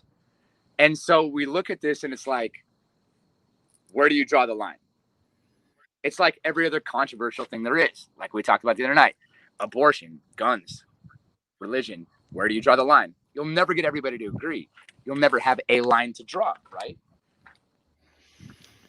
But it's science. Like that's the thing, is it's science where we have standards and we have like measuring sticks and bins to separate things into, and it's not necessarily subjective. You know, it's, I don't know. That's probably my biggest gripe, is just like, this is supposed to be fields where we can reasonably say this is what's happening. You know, like the chondro reclassification, like Beox being 11% deviated from mainland stuff. Like that's a big gap. Right. That's a massive gap. But let me ask you this. We have, so throughout the entire Ozark area, from like the eastern side of Oklahoma down through Alabama, Mississippi, into Louisiana, we have the 6 or 7 separate species of slimy salamanders. Oh, those things are the worst. I mean, they're poison, slimy salamanders. If you look at them at an exam and in a herpetology class, they're almost impossible to identify because they all look exactly the same. Alternatively, they're literally on islands, sky islands. They all live on one mountain. So this mountain has this species. This mountain has this species. So now when you get into sky islands, which we have throughout the Southwest, in Arizona and parts of New Mexico, we have sky islands in the Ozarks with the salamanders. And based on my opinion of not liking subspecies, I know that they exist and I'll recognize them. Don't get me wrong. But if you think I'm going to memorize every single subspecies of every single thing out there, you're freaking crazy. I don't have the time or anything. Yeah. Copperhead. Sorry, like it's a Kishidon Contortrix. Like that's. See, I don't know. That's so hard for me to get on board with, because you have like Transpecos. Yeah. It looks so wildly different from anything in the Southeast. I've never seen a Southeast copperhead that looks like a Transpecos, or, you know, like Northerns and stuff. I can kind of get behind them being close enough to where we can't separate them. But like Phaeogaster, Laticinctus, like. Listen, I don't disagree with that. My this if it's really that different, make it a separate species. Yeah. It doesn't need to be a subspecies anymore. Right. If it's really that different, and what you're really basing it on is what it looks like, then why is it the same species to begin with? Yeah. Like, talk about blacktails for a second. You have Molossus and Obsoletus. One is West Texas, platinum silver gray. The other one is bright yellow with a super, super black pattern and super black tail. They live 30 miles from each other. Crazy. Probably don't cross each other. They probably don't ever physically come in contact in their range. And they actually split those into two separate species that both used to be Crotalus molossus, Crotalus molossus obsoletus. Now it's Molossus, Crotalus obsoletus. They became two separate species. I'm a much bigger fan of that. And I don't know if that makes me a lumper or a splitter by definition. Probably in a sense. But what I'm telling you is, yeah, I agree with you as a Transpecos. Dude, it's so different from all the other rat snakes. So different. Its own species. Why does it have to be a subspecies of anything? I get what you're saying now. It's like, are we splitting hairs because it has to be split, or are we splitting hairs because we want to? Like, yes, there is some differentiation, but is it as extreme as we're wanting it to be? Like let's talk about okay, so let's go on this tangent real quick. Lamprey peltids. Sure. One of the most diverse groups in the country. Not anymore. All of them, all of the speckled prairie king, like you name it, dude. Yep. Like not anymore. Dude, like lamprey peltids are some of the one of the biggest diverse groups in the country. Yeah. And you look like we have like 9 of them in Louisiana alone. Right. And a Holbrookii looks nothing like a melanogaster, looks nothing, or a caligaster looks nothing. Scarlet Kings. Like, how is that even a king snake? Have you seen a Scarlet King's like structurally and size wise? It doesn't even compare to anything. They don't even look like Eastern milk. Yeah. I mean, pattern wise they do, but nothing else. It's not the same animal. So like, why are the whole he put a laugh-a. That's another. Yeah. So we need to get Chris Painshab on here for that one. That's a whole nother Monday night. But so I mean we could talk about that too, right? Like I fully agree that a Lamprey peltis Holbrookii is not the same animal as a caligaster. Sure. As I mean Alterna. Right? Alterna. Yeah. Yeah. That's like I've called them the anti-king snake for a while because they're nothing like any of the Easterns, any of the Brooks, any of the the blacks. And hey, go south of the border. Think about that. I mean the tricolors. It's still Lamprey peltis. Yeah. And that goes to that famous saying is all king snakes are milk snakes, but not all milk snakes are king snakes. You know? Oh, but still like I don't know, man. That's a hard thing to wrap my head around too. So like, you know, that's just a perfect group, dude. Like, so, and then you look at a group like Thamnophis, which is arguably as big in the United States as the Lamprey peltids, because you have what 1,700 species. Yeah, you have species alone of Thamnophis, if not more. Yeah. Not including sub. Like, because you have in Louisiana alone, we have 8. Right. Which I think is a silly thing anyways, but that's a whole other story. But you have 8, right? So you have like Eastern, and then you have Eastern, the subspecies, and then you have ribbon snakes, and then you have Eastern ribbon snakes, and then you have Western ribbon snakes. And I'm like, dude, that's Thamnophis proximus. Like, I don't understand. Yeah. At what point do you stop, right? And that's so hard for me. So back to your original question, in my mind, there's 4 types of mambas. Sure. There's Dendroaspis viridis, Angusticeps, Jamesoni, and Polylepis. Like Western, Eastern, Black, and Central. Like there's 4 types of mambas. That's the way I see. Yeah. And to be honest, a lot of that is in venom labs and doing venom work and venom whatever. Like we still deal with, to a point, depending, depending on if it's research or anti-venom or whatever else, we still in the venom and anti-venom world for science, we still deal with where did they come from, Right. But when you get into the subspecies stuff, like really, I mean, hold on, I might have lost my camera. So like, Mojaves are the same thing. Yeah. Mojaves have the only thing that separates Mojaves is a type B and type A. Type A is all of Nevada into Southern California into the Baja, right, Arizona, and then from Eastern Arizona into New Mexico is B. The B complex and A complex, they're the same snake.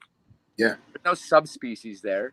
Yeah. But venom composition biochemically is not 100%, but completely different. Yeah. It's not even the same venom. Right. Venom changes completely. We see the same thing in prairie rattlesnakes.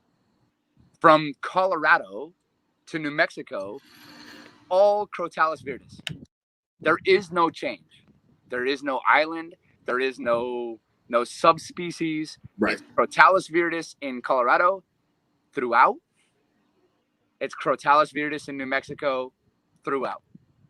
However, we've shown, Steve Mackesy of his UNC has shown that,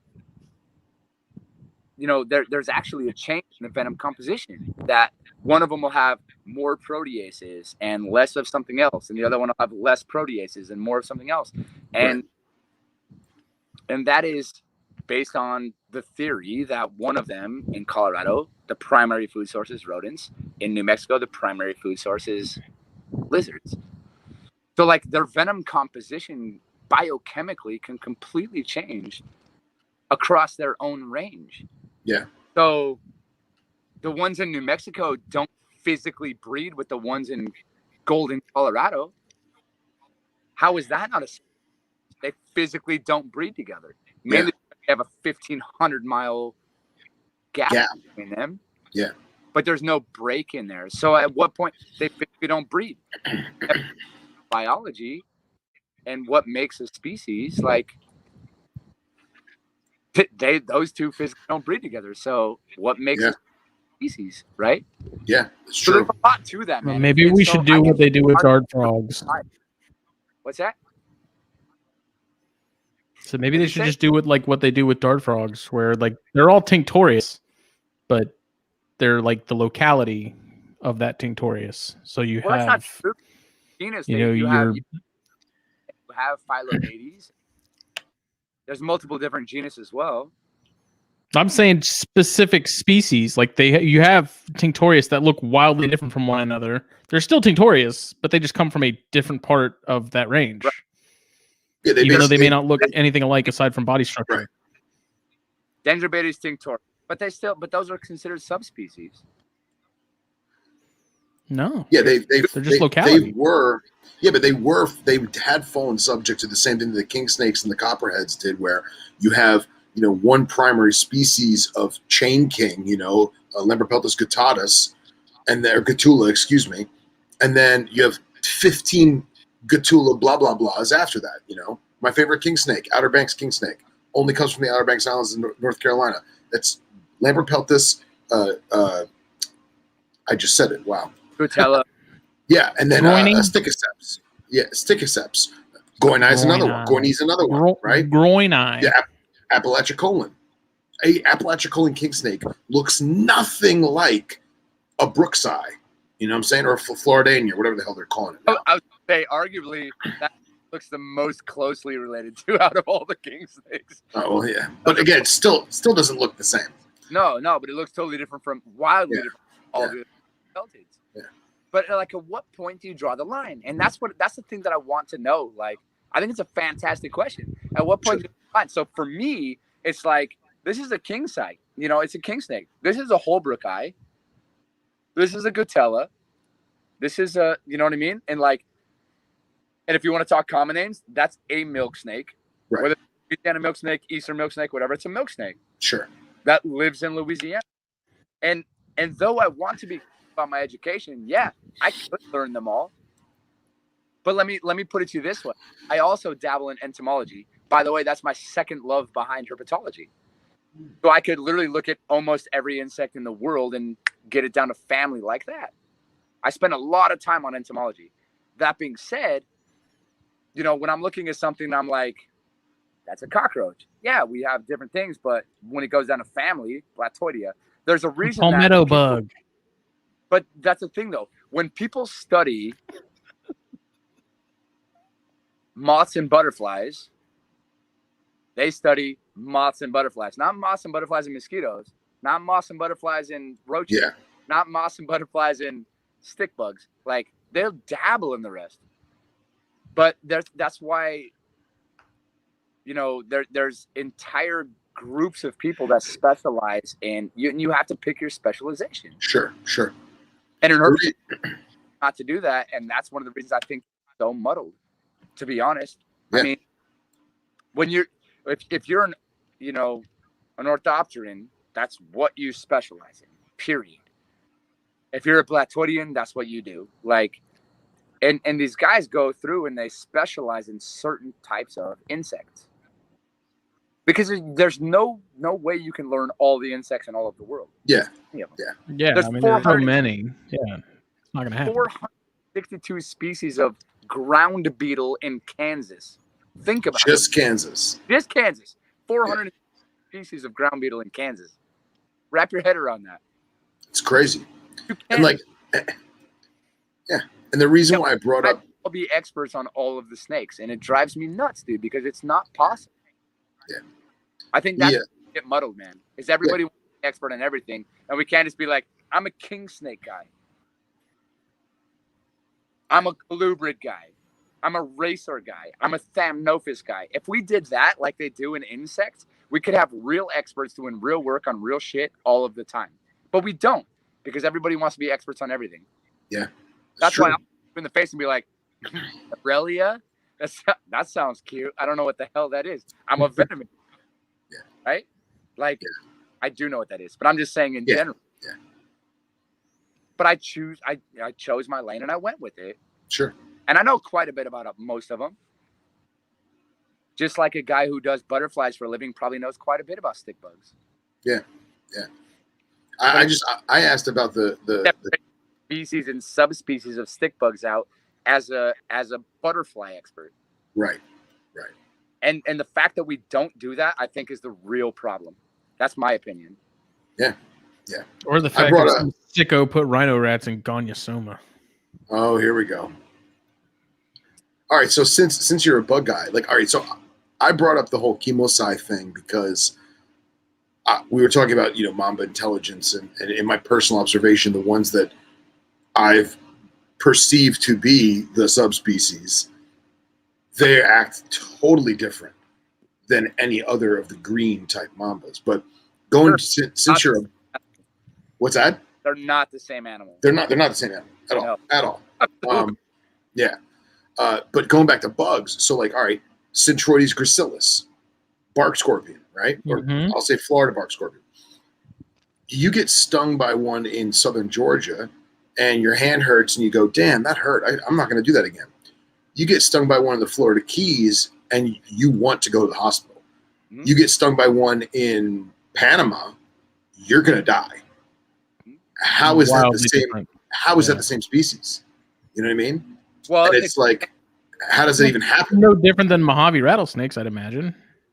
That's exactly it. So Mojave rattlesnakes is a perfect example. Also, look at, like I said, with the prairie rattlesnakes. Yeah. Mojave, same species throughout the range, but they have two different venom compositions. We've shown that prairie rattlesnakes throughout the range. And keep in mind, prairie rattlesnakes have one of the largest ranges of all the venomous snakes in the world. They go from parts of Canada throughout the entire U.S. into a part of Mexico. That's a big range for one snake, one species. But we know that the venom composition changes. Not to mention, what's really cool about the prairie rattlesnake in particular is that they actually, from juvenile to adults, their venom composition changes. So we've actually shown that because they eat bugs and grasshoppers and crickets and things like that as juveniles, and then grow up to eat mice, rats, birds in one place, and lizards and other snakes in another place, that they have two different venoms as they grow up. But both of those venoms is called entogenetic shift. Yeah. So in that, we show that juveniles have a different type of venom. So a big part of the myth about baby rattlesnakes are more dangerous than adults because they can't venom. Yes, they can control their venom. And in fact, if you told me I had to get bit by something with a venom gland this big or a venom gland this big, I'm going to choose the little one 10 times out of 10. Yeah. Even if it gave me 100% because they couldn't control it, 100% of a quarter versus 100% of a dollar bill size gland. Yeah. Or 50% of a dollar bill size gland versus 100% of a quarter size gland is still less venom. Yeah. So I'll take that every day. That's not the problem. The problem is some of them have, again, like the different venom compositions, enzymes, and proteins in the juveniles versus the adults. It changes biochemically. So they have ontogenetic shift. God, that's hard to say. Ontogenetic shift from juveniles to adults. Then we also show that different adults in different places can be full-size adults, 7 years old, 4 feet, same weight, but they have completely different venom compositions, and they're only 5 hours away. You could drive hours and find two completely different types of venom compositions. So, I mean, venom is venom, right? Scorpions are no different. Depending on their prey, depending on how much they actually have to fight off, some of them are fighting off bigger, meaner things. Yeah. Over time, evolutionarily, they've developed a more toxic to mammal types of venom. Keep in mind that most venoms are defensive, some are offensive. So when we talk about snakes, snake venom is primarily offensive. There's no snake venom that's defensive in particular, aside from spitting cobras and things like that. Right. When you get into things like bees and wasps, there's nothing offensive about that. They don't use that to get their food. Yeah. That is 100% defensive venom. Yeah. So there's in fishes, sea snakes are offensive. Stonefishes are defensive. Right. And aquatic. So there's offensive and defensive venoms, and that's something that we have to keep in mind when we talk about venom in particular.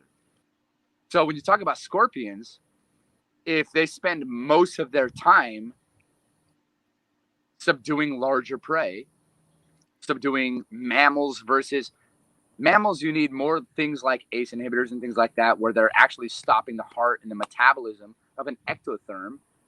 Whereas if your entire goal is to take over other scorpions, because that's your job, like the African fat tails and things like that. Right. Completely different type of venom, because your venom has to be specific to other arthropods. Yeah. And we didn't even bring up the fact of like scorpions having binary venom. Yeah. And you're only using one opposed to both, you know? Yeah. That's also 100% true. So that's one of the things, is like venom is a very specific thing. And when people forget to talk about like venom is venom is venom is venom, and that's one of the reasons I have such a hard time getting on board with the whole piranhas being venomous. Yeah. Take that into consideration, and technically ticks are venomous. Mosquitoes are venomous. Like by definition. Right. Also an antiseptic, anticoagulant. A modified enzyme. Yeah, dude. Right. So like, what point do you draw the line? Again, in science, what point do you draw the line? Yeah. I can see that being something it's not so black and white. It's not so cut and dry. It's not at all. You know, there's especially, I mean, even in general, when I hear people talk about how rattlesnakes have hemotoxic venoms, it's like there's so much more at play than just that. It's not nearly that simple. Neurotoxic, like there's so many different types of venom, but it's like, like I said, let's just talk about the example of aquatic things, right? Sea snakes, aquatic. That is very much an offensive venom. It has a specific purpose. Cone snails, super offensive. In fact, cone snails have there's been cone snails found out there. So think about this. Most snakes have 7 to 15 different types of proteins and enzymes primarily. Mm-hmm. That's a good average, 7 to 15. There's been one cone snail found that had 137 different types of proteins and enzymes in one snail. That's crazy. One snail, dude. Yeah. Of proteins and enzymes, like, what do you use that for as a snail? But they're using cone snail venom for like multiple types of cancer research, Alzheimer's, Parkinson's. I mean, it's one of the cone snail venom in particular, out of all the venoms in the entire world, is the most elaborate, extensive, well-produced natural toxin on the planet Earth. Nothing on the planet, from plants to insects, even comes close to what the cone snail can do. And what's crazy about that is it's all offensive. There's nothing defensive about it. Now, don't get me wrong. You put your hand on a cone snail in the wild, it's going to stab you, but it's not designed to be defensive. Right. Like venom and bee venom and wasp venom and ant venom. Stonefish, lionfish. Lionfish, like all of those are defensive venoms. They're meant to be defensive. But sea snakes, on the other hand, look at jellyfish. What do jellyfish use their venoms for? Catching food. They're making people pee on each other. Yeah. If you're into that, they're perfect for it. But honestly, like, they're probably one of the best examples of a 50-50 split. Because they have an incredibly well-derived venom for offense and defense. Right? Like bees and wasps, it would work for both, but they don't have any reason to use it for offense. So it's not even a thing. Right. Snakes is offense. It happens to work good for defense for some people, but it's meant as an offensive thing. Yeah. And just so people understand, when he says offense, he means like prey acquisition. Yes. Yeah. And I'm not saying that for every one of them, because spitting cobras are obviously a very special case.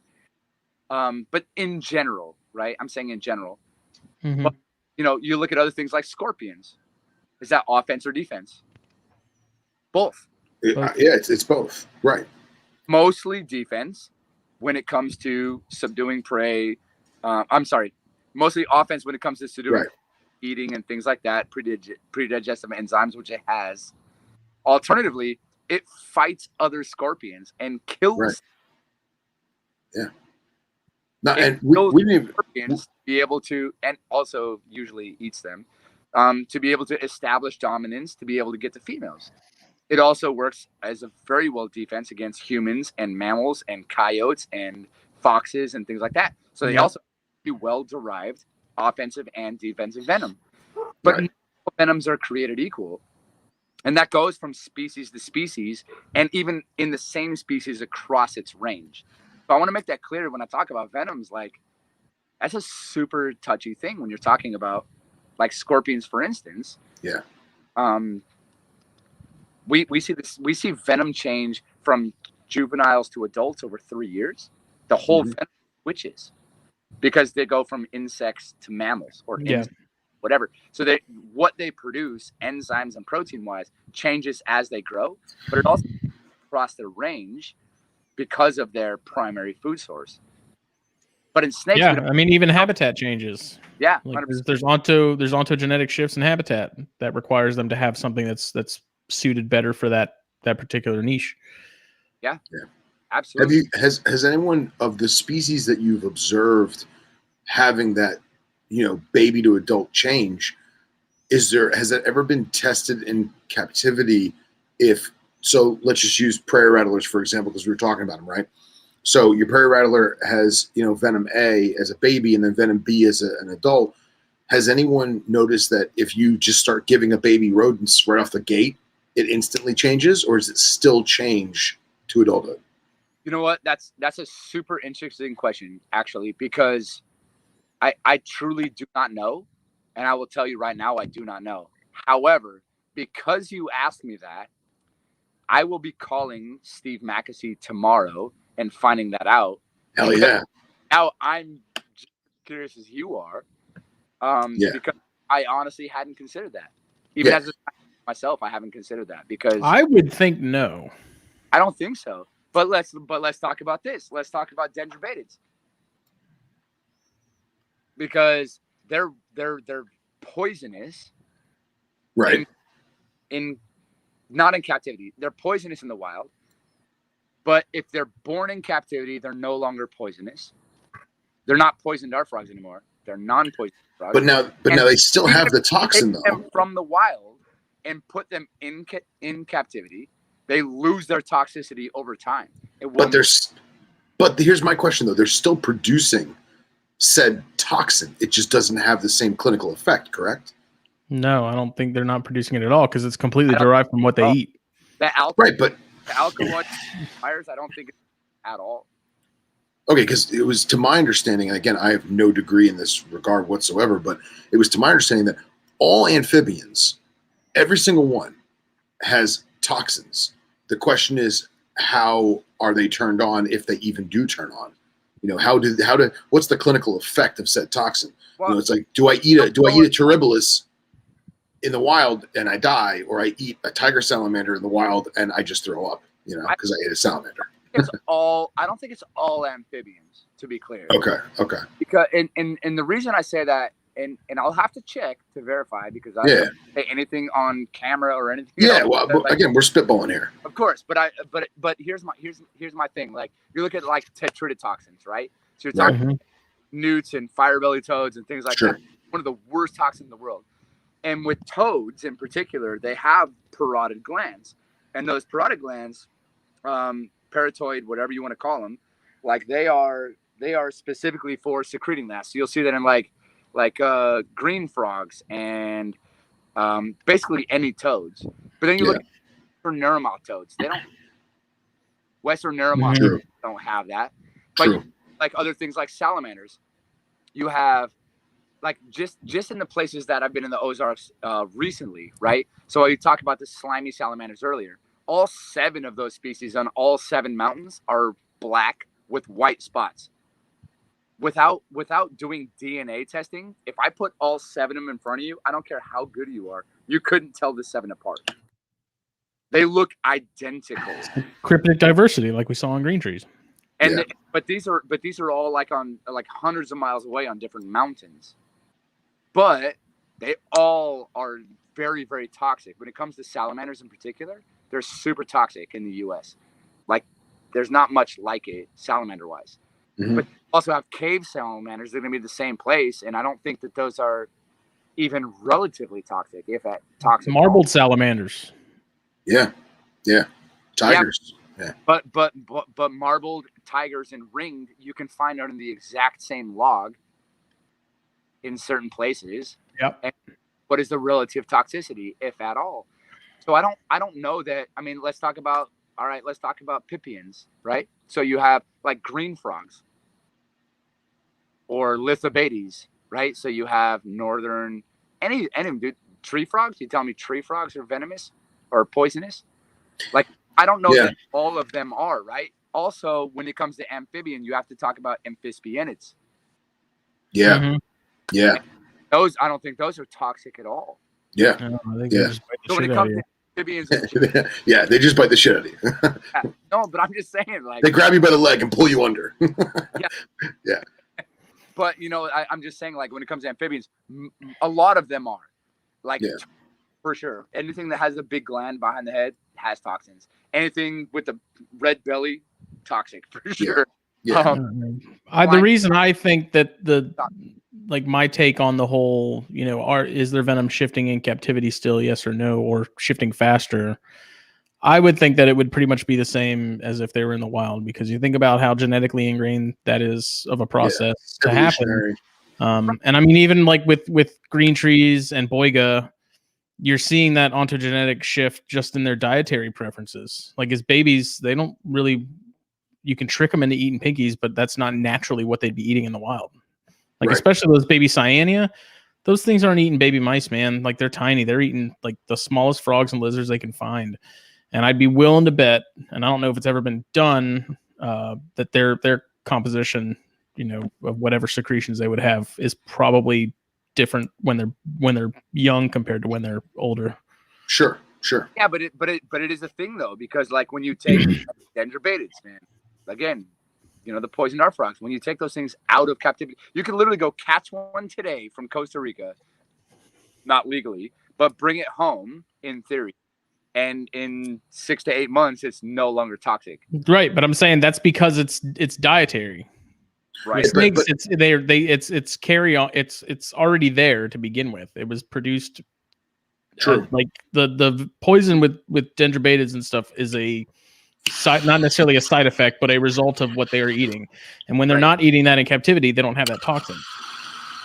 Right. With rattlesnakes and stuff, it's already there. Like the hardware and everything's already in place. But it would be curious for me to find out, like if the snakes in Colorado, the prairie rattlesnakes in Colorado, that we know there's ontogenetic shift. So they go from one thing to the other.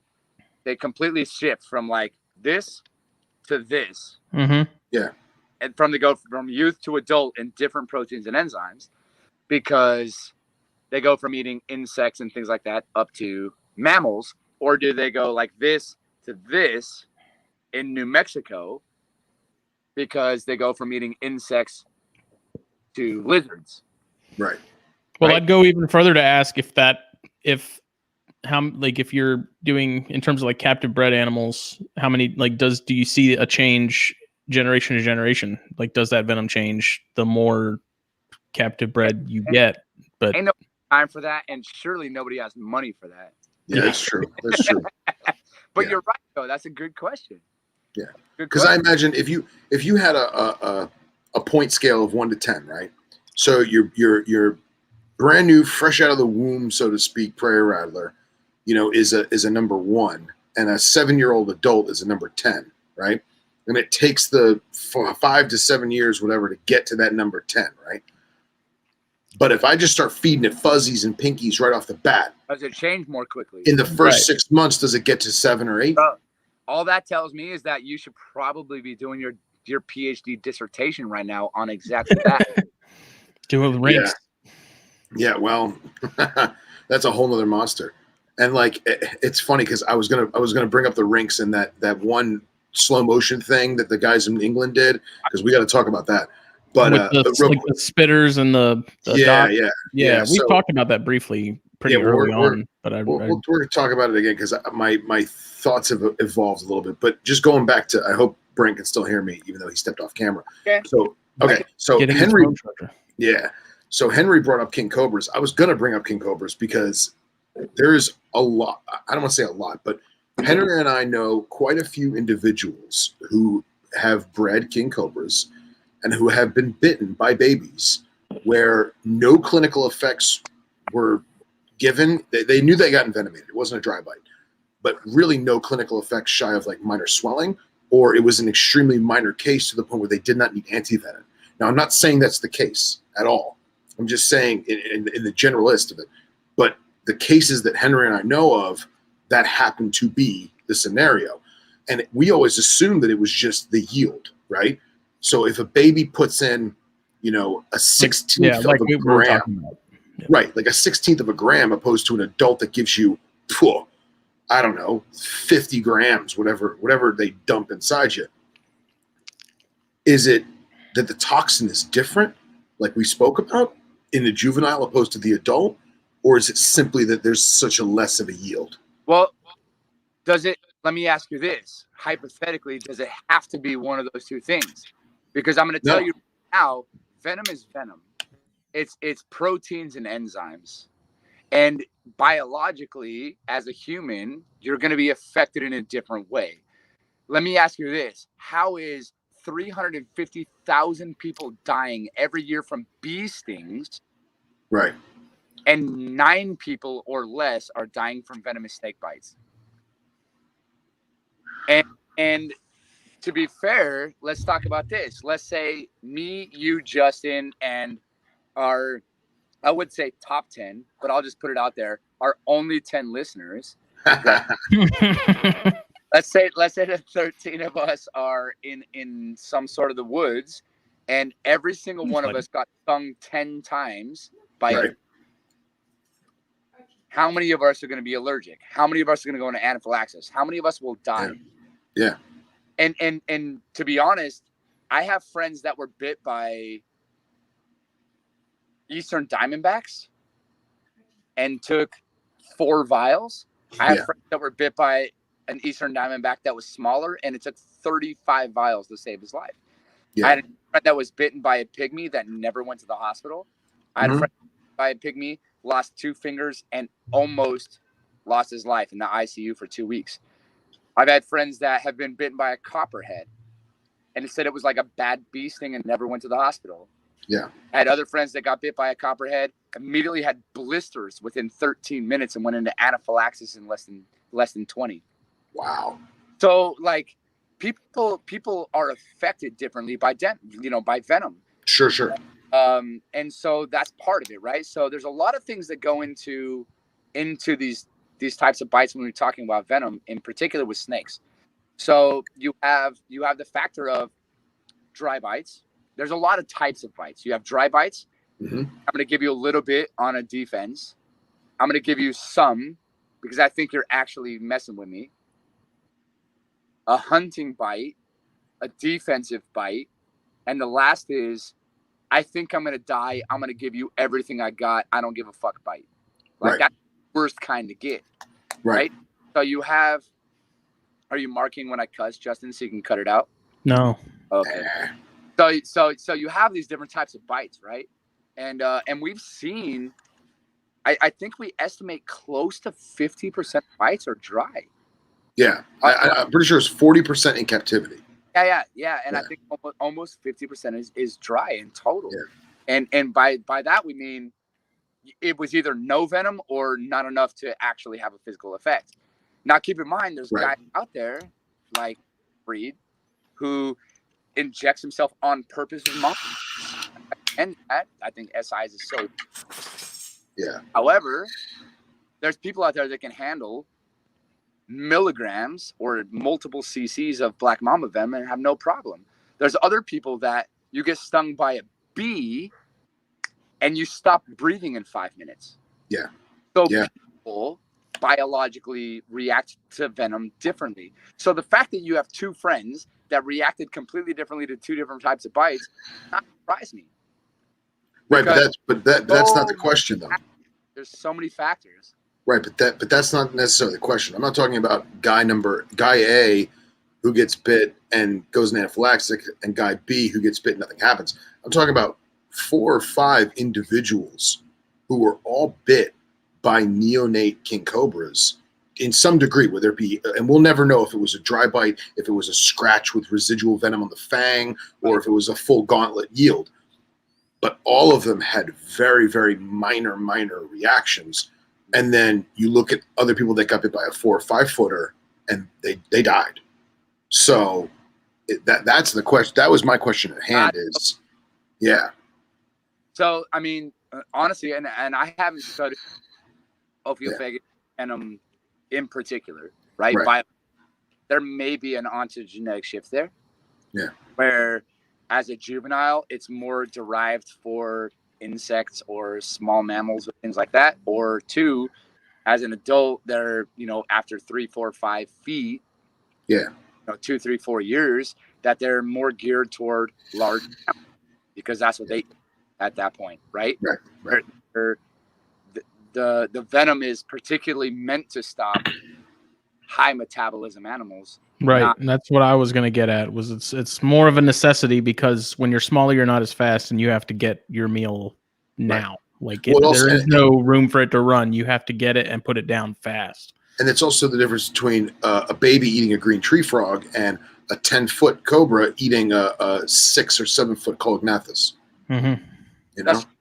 But we have no idea if it actually yield or not. I don't know that in that particular species. Now, what I do know is that with an inland taipan, when an Oxyuranus comes out, I mean, it's the size of a number 2 pencil. Right. It's the exact same everything, right? Big birdie in the room. I don't care how many people you have in the room. It can kill all of them. Yeah. 1/100th of a gram. Yeah, like inland taipans, coastal taipans, Papuan taipans, and now the newly described western taipan. the Western Desert taipan, which is Temporalis. yeah, it's like the new 4th type of taipan, whatever. I'm still debating if I'm on board or not. However, taipans are taipans, and they're super, super dangerous. But yeah, I mean, you look at that, and it's like, as a baby the size of a number 2 pencil, it can destroy 55 grown ass men. Yeah. So it doesn't seem to be much of an ontogenetic shift there. Yeah. Yeah. So we don't really know. Like, I know that some baby snakes are as dangerous.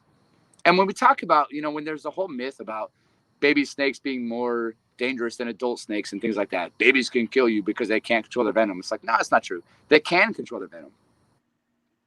But that doesn't mean that babies aren't more dangerous per se, because of the ontogenetic shift in the types of enzymes and proteins. Some, as juveniles, might be more dangerous to humans, right, than they are as an adult, to be honest, because the venom composition changes. So they might be more dangerous as the juvenile in certain species. Well, it makes me wonder if the percentage as far as dry bites to not is different with babies, because they're smaller and they feel more threatened, and because they have more to lose, I guess, would be kind of the term I'd use. But that's another good hypothesis for sure. And just going back to what Brent was saying, what's that? I said, and where the myth came from. Yeah, but just going back to what Brent was saying is, in terms of the venom affecting certain species differently, there's cases of canine pet dogs in South America getting bit by lachesis and nothing happens. Their paw swells up or whatever. But damn well if that whacked one of us, it puts a primate on his ass real quick. Yeah. So. Yeah, that's absolutely true. Absolutely. And here's the thing, man. Like, people ask me all the time, like, if you were going to get bit today by anything, what would it be? And I'm like, in the U.S., like, if you gave me the choice, I'd probably say copperhead. Yeah. You give me the choice, like, you get to get bit by any venomous snake in the U.S. today, but it's happening today, but you get to choose what it is, I would have to say copperhead. That being said, I might do a lot better with a bite from a prairie rattlesnake than I do. I might react more to that. Yeah. There's no way to know. And the only way, there's no scratch test. Right. At figure out what you're more allergic to. And I'll also point out that anybody who's worked in and around venom labs, in and around venomous snakes for a long time, in and around places like anywhere that has a lot of venomous animals, from tubes to tongs, to glass cages, to plastic cages, to venom extraction. Anytime there's venom that gets on the tools, on the utensils, on the plastic, and you get exposed to that, because over time it crystallizes, it aerosolizes, and when you go to clean it, you could breathe it in your lungs. Allergies are caused by two things. When you have allergies, it's H1 or H2 histamines that overreact. Those are caused by one of two things: overexposure or underexposure to something. Period. Like, that's how histamines work. That's where allergies come from. We're talking about anaphylaxis and things like that. So a lot of venomous guys who do venomous stuff as a venomous profession every day, day in and day out, or often enough, primarily the guys that do venomous stuff for a living, day in and day out, there's a very, very good chance that they're going to be highly allergic to venom in one sense or another. Now, most of the people that I know that deal with venomous animals in particular, spitting cobras, I can walk into a zoo, and if there's a zoo building that has a spitting cobra in it, I could walk into the building and be like, yeah, there's spitting cobras here. Because my eyes water and my nose starts to itch before I ever even see the anaconda. I'm not even past like the crocodilians or anaconda yet. And I can tell, I know that there's those, because I've been around them enough. my eyes start watering, my nose starts running. Like, that's a real thing. And so being allergic to your own research is a real thing that actually happens in venom. Yeah. And so, you know, that's another thing to consider. Like, these guys that deal with these venomous animals all the time and how reactive they are. Somebody who's never seen a venomous snake in their life and gets bit might be better off than a guy who's done copperhead research for the last 30 years. Yeah. Yeah. And that's a real thing to consider, right? And that's something that people forget often, is that, like, the people that deal with this stuff all the time, they're like, oh my God, this guy's been doing timber rattlesnakes for 30 years. He got bit and he almost died. And it's like, yeah, but part of that could be attributed to the fact that he's been dealing with them for the last 30 years. Yeah. Yeah. Where a guy that has never seen a timber in his life might have a better chance. Yeah. Because of that. So there's so many things that go into venom that when people are like, what's the most dangerous snake in the world? I get that question every time. Every day. What's the most venomous snake in the world? What's the most dangerous snake in the world? That's the question. Yep. And my standard answer, what's the most dangerous snake in the world, is the one that just bit you. Right. Because to be honest, the rest of them don't matter. That's simple. So, you know, there's a lot to all that, man. And honestly, we could do entire 3-hour talks on just that. Yeah. No joke. Right. Yeah. There's so much to it. But I just wanted to bring up just a small, like, kind of sprinkle in the points of, like, sure, there's so many things that you ask me one question. I'm like, well, let me go on a 15-minute tangent about all the 13 hypotheticals, because the reality is nobody knows. Yeah. Nobody knows about the scorpions. Nobody really knows about ontogenetic shift in certain animals. Nobody really knows about all these types of things, like what happens if, or whatever. Like, you could be somebody who's never been exposed to a venomous snake in your life and have the worst reaction ever. You could also be a guy who's been exposed to them in your entire life and you built them an immunity somehow, because that's the way your personal biology works. And the ones actually get bit by a copperhead, you've been working with them for 45 years. And now it's like your body didn't even notice. You know, it's like a pinprick. And there's no way to know. There's no way to know. Yeah. Yeah. Everyone always... Interesting field for sure. Oh yeah, 100%. Everyone always tells me about, because I do keep spitters and stuff like that, and talk about the allergens and, you know, venom in the air and venom in the urates and all that stuff. And, like, I kind of poo-pooed it over the years, but it wasn't until recently. So I don't keep Asiatic spitters. I only have African stuff, but we do have Asiatic spitters at Underground's farm, and they rarely spit because they're just chilling. They don't have a reason to, you know, they're stress free, you know, they're chilling in a vision cage. But one day, one of the female that Henry takes care of, for the most part, it got a little funky and it spat on my leg, and it must have seen a shadow on the floor or something. And I didn't think anything of it. You know, I washed my leg off with water and wipe it off, and then my leg got tingly.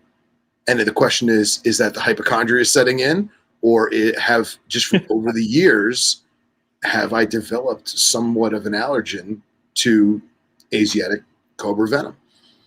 You know, who knows? Well, yeah, that's tough, man. That's interesting. Yeah. You know, ironically, it's also, you know, I admit I've been spat in the eyes before, and by cobra, and by siamensis. And I wonder if that had something to do with it. My body, you know, had it in there before and was like, whoa, that's not kosher. You know, we might want to get on high alert, you know, DEFCON 3 or whatever. Who knows? Or it could have, honestly, it could have all been in my mind. You know, it could have been a weird reaction to, you know, a foreign protein on my leg hair. Who knows?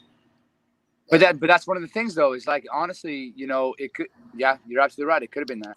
But the reality is, you know, again, when it comes to histamines, which causes anaphylaxis and allergies in general, overexposure and underexposure are the two main things that does it. So, like, if you've been exposed to it multiple times or once really bad or whatever, and your body's like, yo, we've seen this before, we've already built up antibodies, send all soldiers. Yeah. Yeah. Like, that's what causes anaphylaxis. Now, if you didn't stop breathing or whatever, it's not anaphylaxis. Right. reaction. There's hives and things like that are also allergies that isn't anaphylaxis. Sure. But, looking at it from that standpoint, like if you've been spit in the eyes, well, the fact that you still have both of them, you can see, that's pretty good. Yeah. Yeah. It's an interesting story for a whole nother episode. For sure. Well, yeah. Especially since I was wearing safety glasses. That's the best part. Must not have been that safe. Yeah, dude. Yeah, you should like definitely look at your safety glass provider and upgrade for sure. Well, that's why I wear a face shield now. Yeah, fair enough. Yeah. So fun fact. So one of the cool things about spitting cobras in general, all of them, is they have a cytotoxic venom. And what's really cool about them, and I say that cool because they haven't spit in my eyes, so I say one of the cool things about them is the way it works. The cytotoxic means attacks the cells. Right. So cytotoxic venom, what they do is they actually eat away all of the exterior of your eye shell, the part that produces the liquid, to make your eye moist. What that does is it actually dries your eyeball out, which makes your eyelid stick to your eyeball. And when that peels away, that's what causes blindness. So the reason they make you blind is it actually stops your eye from being able to lubricate because it kills all of the liquid producing cells on the front, which is a terrifying thing to think about. Oh, yeah. But super, super cool adaptation. Not to mention the fact that some of these snakes, man, like Mozambique and blackneck spitters and things like that. Think about this. We have antivenoms for most of the snakes, but things like zebra spitters, dude, there is no antivenom. There's no and to think about the fact that they can, from their normal cobra fangs, which happen to have the hole in the front and not the back, but the front of the fang, can hit you from 8 to 12 feet away, dead square in the eyes with incredible sniper type accuracy, is fascinating to me. Like how to go up and just aim that fast. Like, well, and the fact that they're like snake vision isn't that great to begin with, and the fact is it though? Is it though? That's the question. I don't know anymore because like that's how that's like archer fish, where they can like spit drops of water to knock grasshoppers or crickets off of plants. But there's the bend of the water, right? They have the refraction. Yeah. They have refraction. So they're doing basically they're born doing calculus and derivatives in their head. And they could just be like, oh, there's something. Yeah. And I'm like, that's mind blowing for humans. Yet these things with teeny tiny fish brains can do it. And I say the same thing about spitting cobras. And I'm like, how? Like, dude, I couldn't spit and barely hit these are the lights from my truck, by the way. And I could barely spit right now as a human and hit the bumper of my truck if I wanted to. Yeah, these in the eye from 12 feet away. Yeah. And not even that, they can factor in the trajectory of where the aggressor is going to be. Yeah, dude. Yeah. So it's not just spitting at a stationary target. It's anticipating where the target is going to end and aiming at that point. It's incredible. To be fair, if you watch them in slow motion, they're like they kind of do a quick figure eight type of thing to make sure it's all covered. Yeah. But at the same time, the fact that they can do that at all, with a teeny tiny brain blows my mind, right? Yeah. So there's something to be said about that. So it's just a fun fact about the cytotoxic venom of spitting cobras. But so I wouldn't want to be spit in the eyes for sure. But I do know what's weird is if you talk to most of the venom guys, what's weird is we could work with mambas for 10 years and not have. I couldn't walk into a zoo and tell you if they had mambas or not. Yeah. You could work with neotropical rattlesnakes, Doryctes terrificus, whatever, not have a reaction to those when you walk in the room.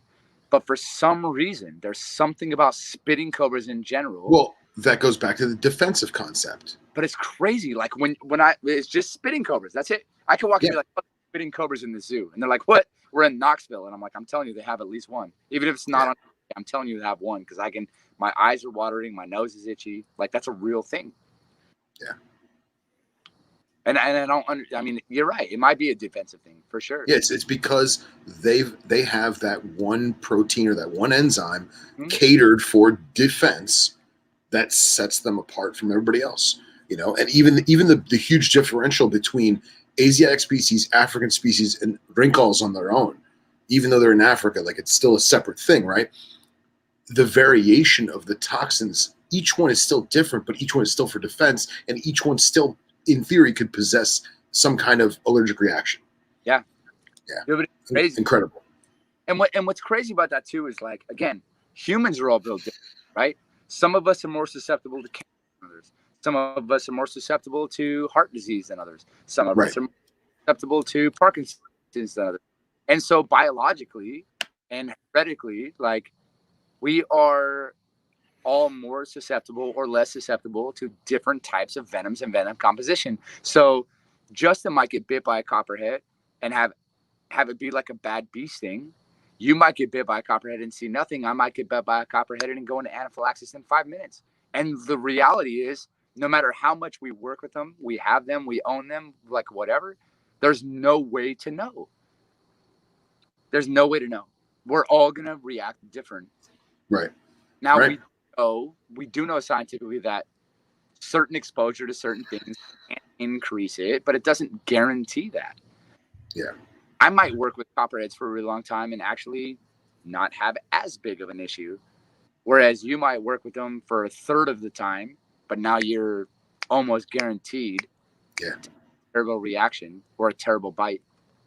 And I mean, there's just no way to tell, man. And that's one of the reasons that venom, for me in particular, is so fascinating.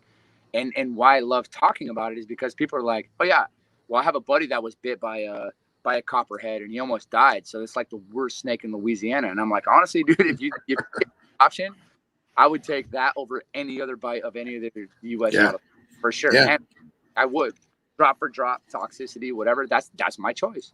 Mm-hmm. If you gave me the choice. But at the same time, I know guys that were bit by horridus and guys that were bit by a canyon rattlesnake and guys that were bit by a neotropical, and they all had different things to say because they all had different experiences and different death close calls. That could have been it was their 17th bite or their 7th. It could have been the fact that it was the first time they were bit versus the 15th. It could have been their 3rd bite from a horridus versus their 1st. Like, there's no way to tell them. There's just too many variables. Right. So variation. Right. And so when you're talking about venom, back to the original point about the scorpions and stuff, man, there's just no way to tell, man. There's just and the reality is you could get bit by a copperhead, a cottonmouth, and then a Mexican rattlesnake. But if the venom composition is similar enough biochemically, you could have created an allergy to a rattlesnake in Mexico that you've never been in contact with. But when you get bit by that the one time, you now go immediately into anaphylaxis because you had experience with 2 other things that were biochemically similar. Yeah. And no way to know if that's actually going to happen or not. Yeah. Yeah. I know an individual that was bit by Bothrops atrox and a juvenile bit in the thumb, was hesitant to seek medical help because he was keeping it illegally. But it got to the point where he didn't feel a single symptom or anything for about 5 hours. And then right at the 5-hour mark, everything turned on. And he was like, what the hell did I do? I got to go. But again, because of fear of legal ramifications, he lived in Florida. He told them it was an Eastern Diamondback when he was taking his garbage out. So they gave him Crofab. Interestingly enough, it worked and it stopped all symptoms, but it gave him a massive blood infection. And they were basically going to amputate his hand. And even though it had no real damage to the tissue of his hand, because of the amount of infection under the skin, so to speak, they were just going to lop his hand off. He actually, a horrible story. He broke himself out of the hospital in his hospital gown, convinced a taxi driver to drive him to a hand surgeon that 2 towns over in hospital gown, and then walked in that office, and the hand surgeon said, no, we can help your hand and we'll fix the infection. And that was just a different doctor. So aside from it all being a horrible, horrible, illegal ass story, it just goes to show you that the body has some funky reactions to stuff. For sure. Yeah. Serum sickness to the nines. But that, yeah. And so serum sickness is a real thing as well. But like one of the things we talk about is like, everybody's like, oh yeah, serum sickness and whatever. But you talk to anybody, like you talk to Carl Barton or Jack Vasante or any like the big venom labs, and they're like, bro, if I have the choice to have too much anti-venom or not enough, he probably got serum sickness because they gave him an anti-venom that didn't actually do right. So like that's the same as like the starter dose for Crofab is 6 vials. That's like pumping somebody with 13 right off the bat. There's probably a good chance they're gonna get serum sickness. Yeah. Which has killed people or made them go back to ICU 2 weeks later. But the reason is like, if you give me the choice to have too much anti-venom or not enough, I'm going to take too much every single. Of course. Alternatively, it's one of those things like, I'm glad he got the help and whatever he got, but at that point, you say it worked. The reality is they said he was going to lose his hand. He went somewhere else and didn't lose it. But that doesn't mean the anti-venom worked. Oh, no. I wasn't saying that. He didn't get the right anti-venom and also didn't lose his hand. Right. I mean, that's maybe a correlation, but certainly not causation, which is not the same thing. True. And the reason I bring that up is because, like, certain people, like, want to say, like, any anti-venom is better than no anti-venom. And a lot of people out there, and I'm not going either way right this second. Right. Conversation, but a lot of people out there would argue that that's not true. Yeah. And that sometimes it may be worse to get the wrong anti-venom than none. Of course. I think the saving grace was it's still pit viper to a certain degree.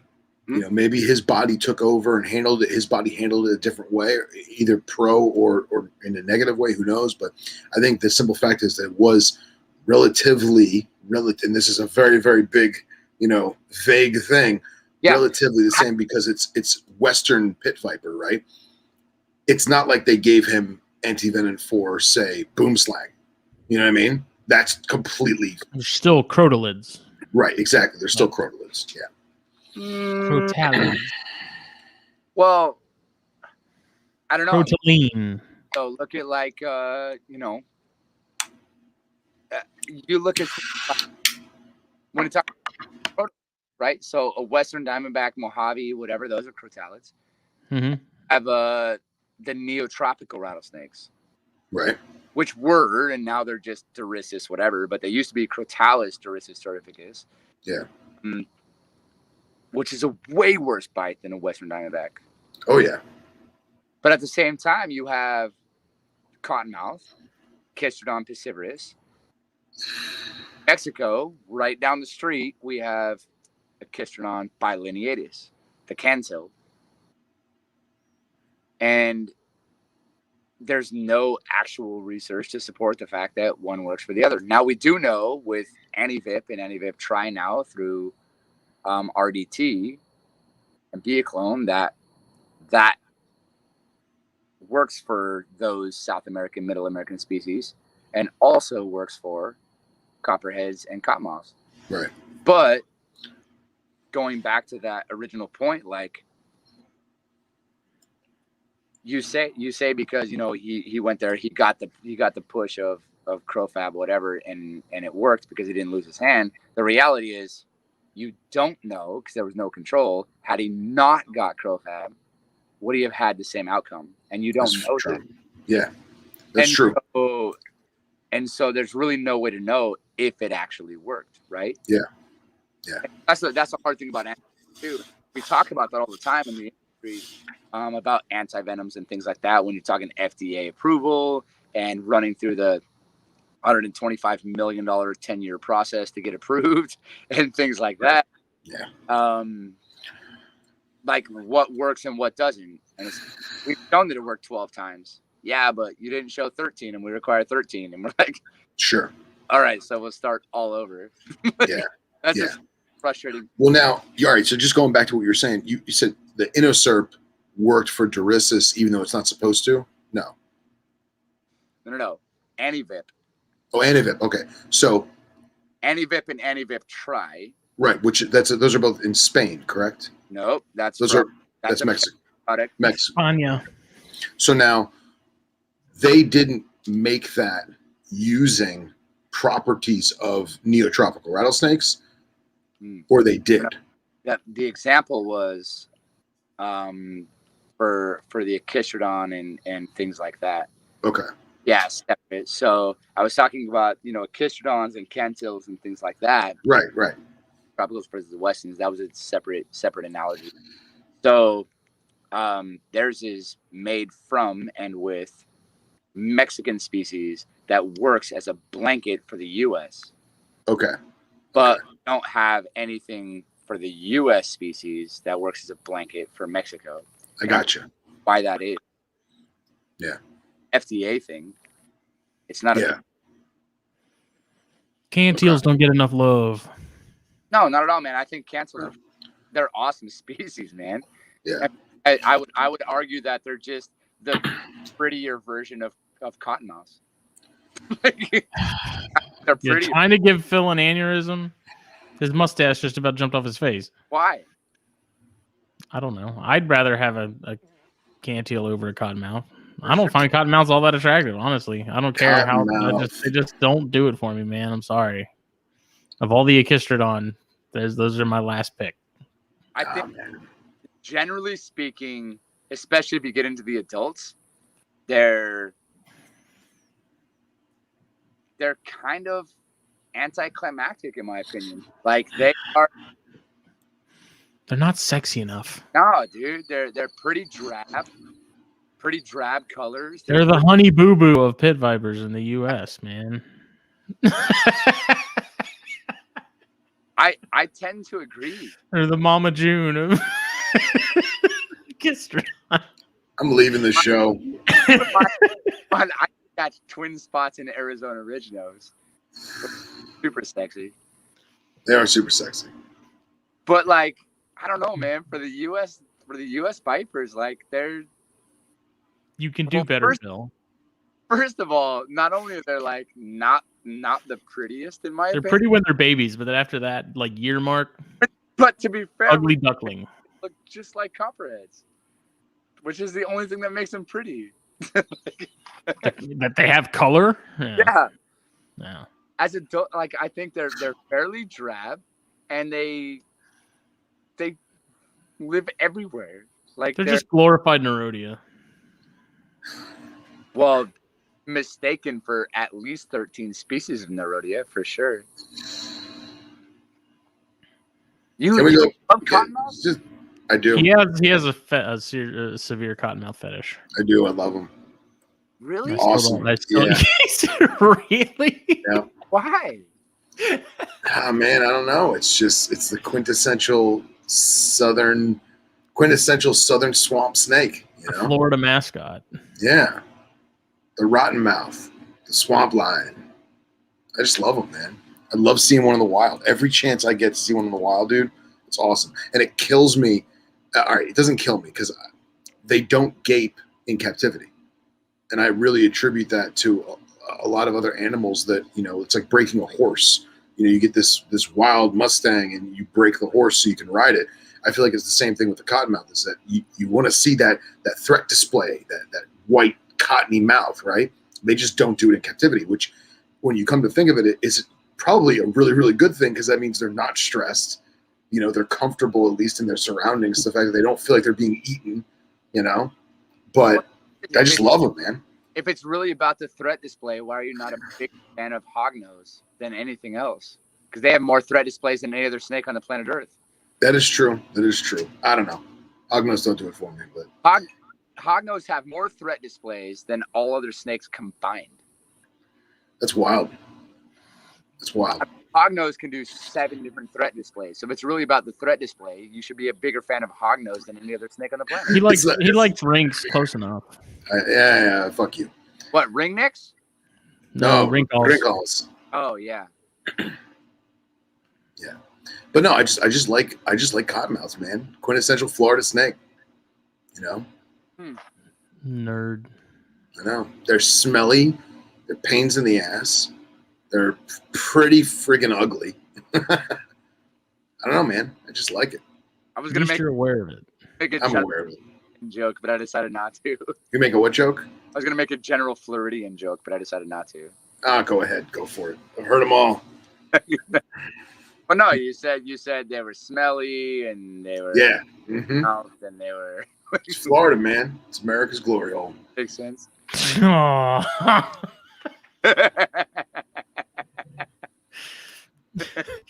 No. But I have a Florida number and 3 businesses in Florida, so I know. You're allowed. I'm allowed. You're allowed. No. How's that go? You're Floridian by injection? Yeah, for sure. I don't know, man. I just don't see the. Listen, and to be the clear, appeal. Yeah, I don't hate cottonmouths. Yeah. I just don't see the real appeal. Like, even out of U.S. rattlesnakes, like if I could deal with something super cool and venomous, whatever, like, I don't know, man. Timbers are way up there. Yeah, like, and don't get me wrong. I don't think that cottonmouths are the most grandiose, venomous snake of North America. No, not at all. There's way cooler shit in our continent. I just like them. Interesting. Well, I mean, to be fair, so Woody, if you talk to him about any snake, he'll be like, yeah, those are cool. Yeah, those are cool. Yeah, those are cool. And you bring up garter snakes, dude, and he's like a kid in a candy store. Like, he loves like a Christmas tree about garter snakes. And I love him to death. One of my best friends in the world. My business, what business is, hands down, love that guy with all my heart. However, when he's just like, oh yeah, garter snakes. I love garter snakes. And I'm like out of all the snakes you could have picked, you picked that one. Fucking nerd. Yeah. Everyone's got their thing. Everyone's got their thing. Oh yeah. Man, like it just blows my. It is for some people. But what I really like about that is that we need people to love cottonmouths more than anything else. The same way that you love timbers more than everything else. The same way. Tiger rattlers. There you go. Oh yeah. So tigers are sick, man. If you like Arizona blacks, oof. Fat, tiny heads that are drop for drop, one of the most venomous snakes in the United States. Tigers are up there. Yeah. For sure. Fat snakes with teeny tiny heads, but they're awesome, dude. And but like, dude, I don't know. I have a hard time figuring out why, out of all the venomous snakes we talk about in the United States, corals are never brought up enough. You're right. Agreed. You're right. Agreed. I'm throwing that out there, dude. In all of the conversations I have on all of the things that I always talk about, corals are never brought up enough, dude. That's my favorite native venomous. Dude, like they're so cool. And it's because they're so different out there compared to everything else, Only a lapid in the US that's not a coastal sea snake that comes from somewhere else. Right. Lapid in the US. There's only 3 species. They rarely hurt humans, and if they do, it's because they were asking for it in one way or another. I mean, they're fixed front fang, neurotoxic.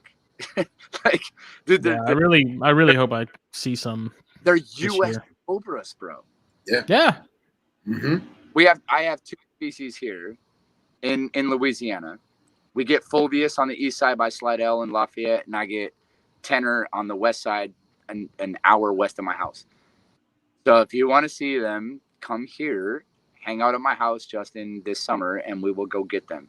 Also, I have 70,000 acres to roam around on an hour away from here in town. That's awesome. Give me the word, bro. We'll go do it.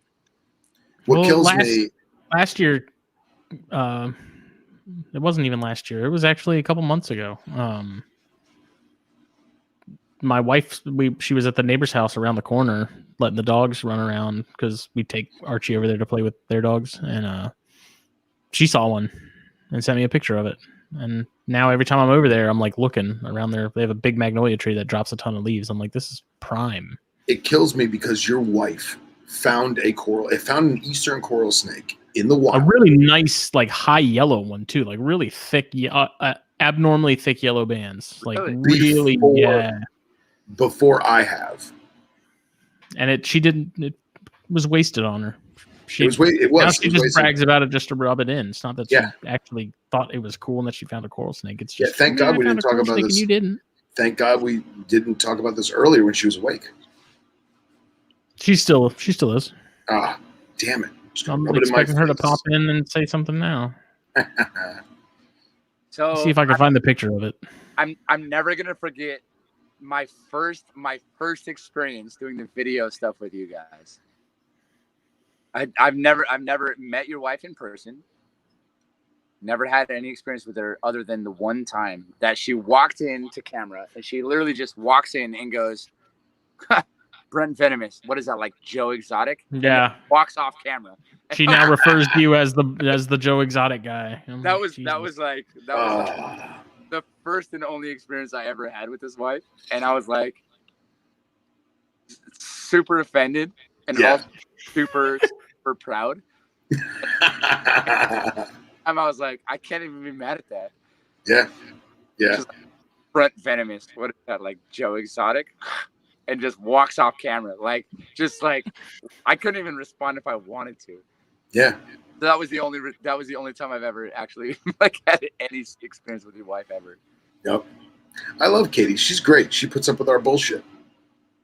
And I tell you, coming up there for your wedding, because she obviously doesn't come to the shows, I had not met her in person, but it was like I've known her for years, because I mean, let's be real, I have, it's just not in the flesh.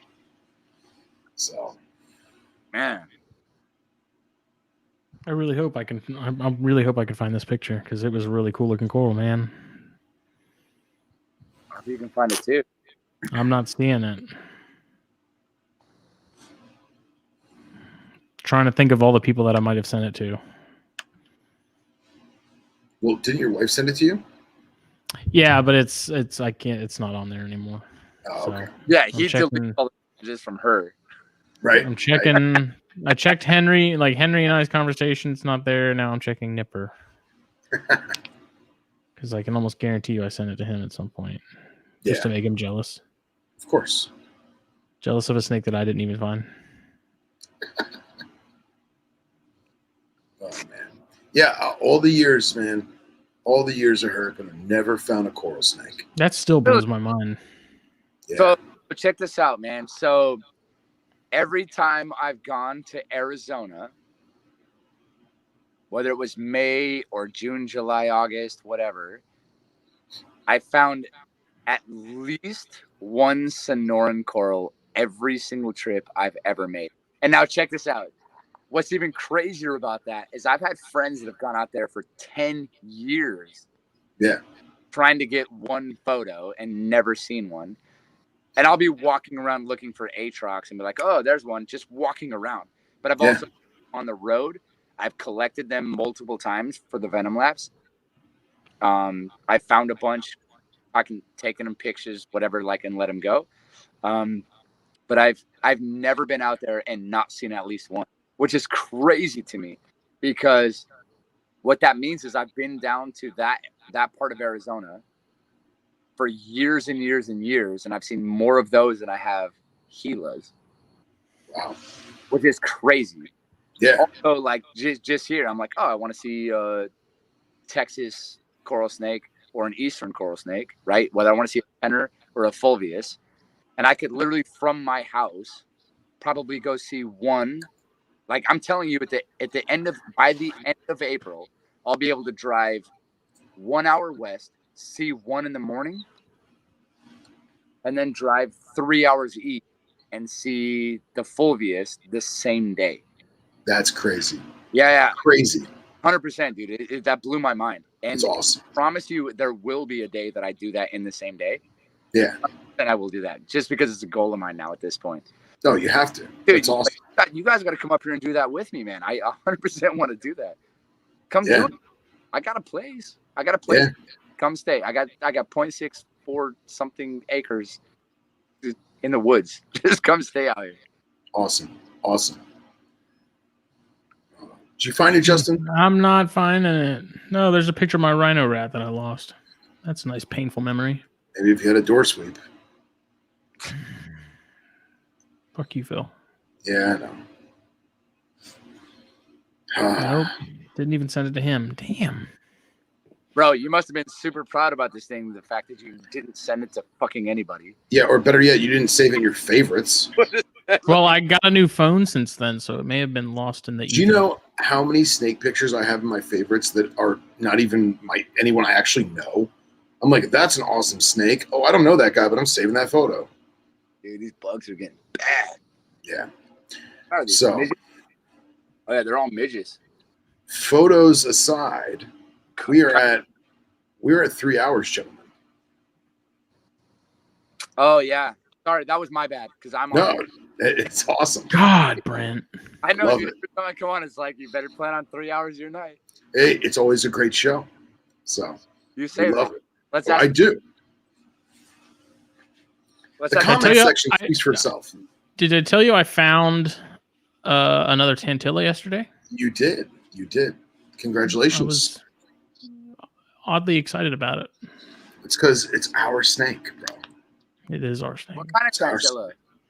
Coronata. What do you?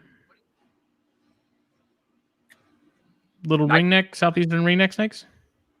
That's first of all. Not ringneck, crown snakes. Crown I'm sorry. snakes. Oh, okay. Yeah, totally different. So it's not a Niger snake. No, we just have cornuta here, I believe. Tantilla coronata. Coronata. I'm sorry. Coronata. It's late. Okay, that makes more sense. Yeah. I did find this adorable picture of Archie that I sent you at some point. Look at that little guy. Adorable. Saved that. Handsome bastard. And then some awesome Jansenii that were at Daytona last year that were super dark, but also super old and busted. Not a coral snake. Hey, speaking of old and busted, it's time for me trailer. All right. Yeah. We'll it's a good show. Brought to you by the fine folks at Puget Sound Pythons. Please check them out. Check out Venom Life Gear, Get Hooked, the Asclepius Snakebite Foundation, the Venom Institute, all that good stuff. Hell yeah. We got to start branchshells.com. That's a better way to go. Yeah. That too. That's all of those in one place. Yeah. Whether you guys know me or not, like me or not, I want to thank all of you for watching and or listening. And I love you all. Thank you for your support. Thanks for supporting these guys, making them keep going, because without them keeping going, I would just be a dude in my truck lights talking to myself in front of the trailer. So thank you guys for helping make this happen. We all love you. Thank you and good night. Thank you. Later, y'all.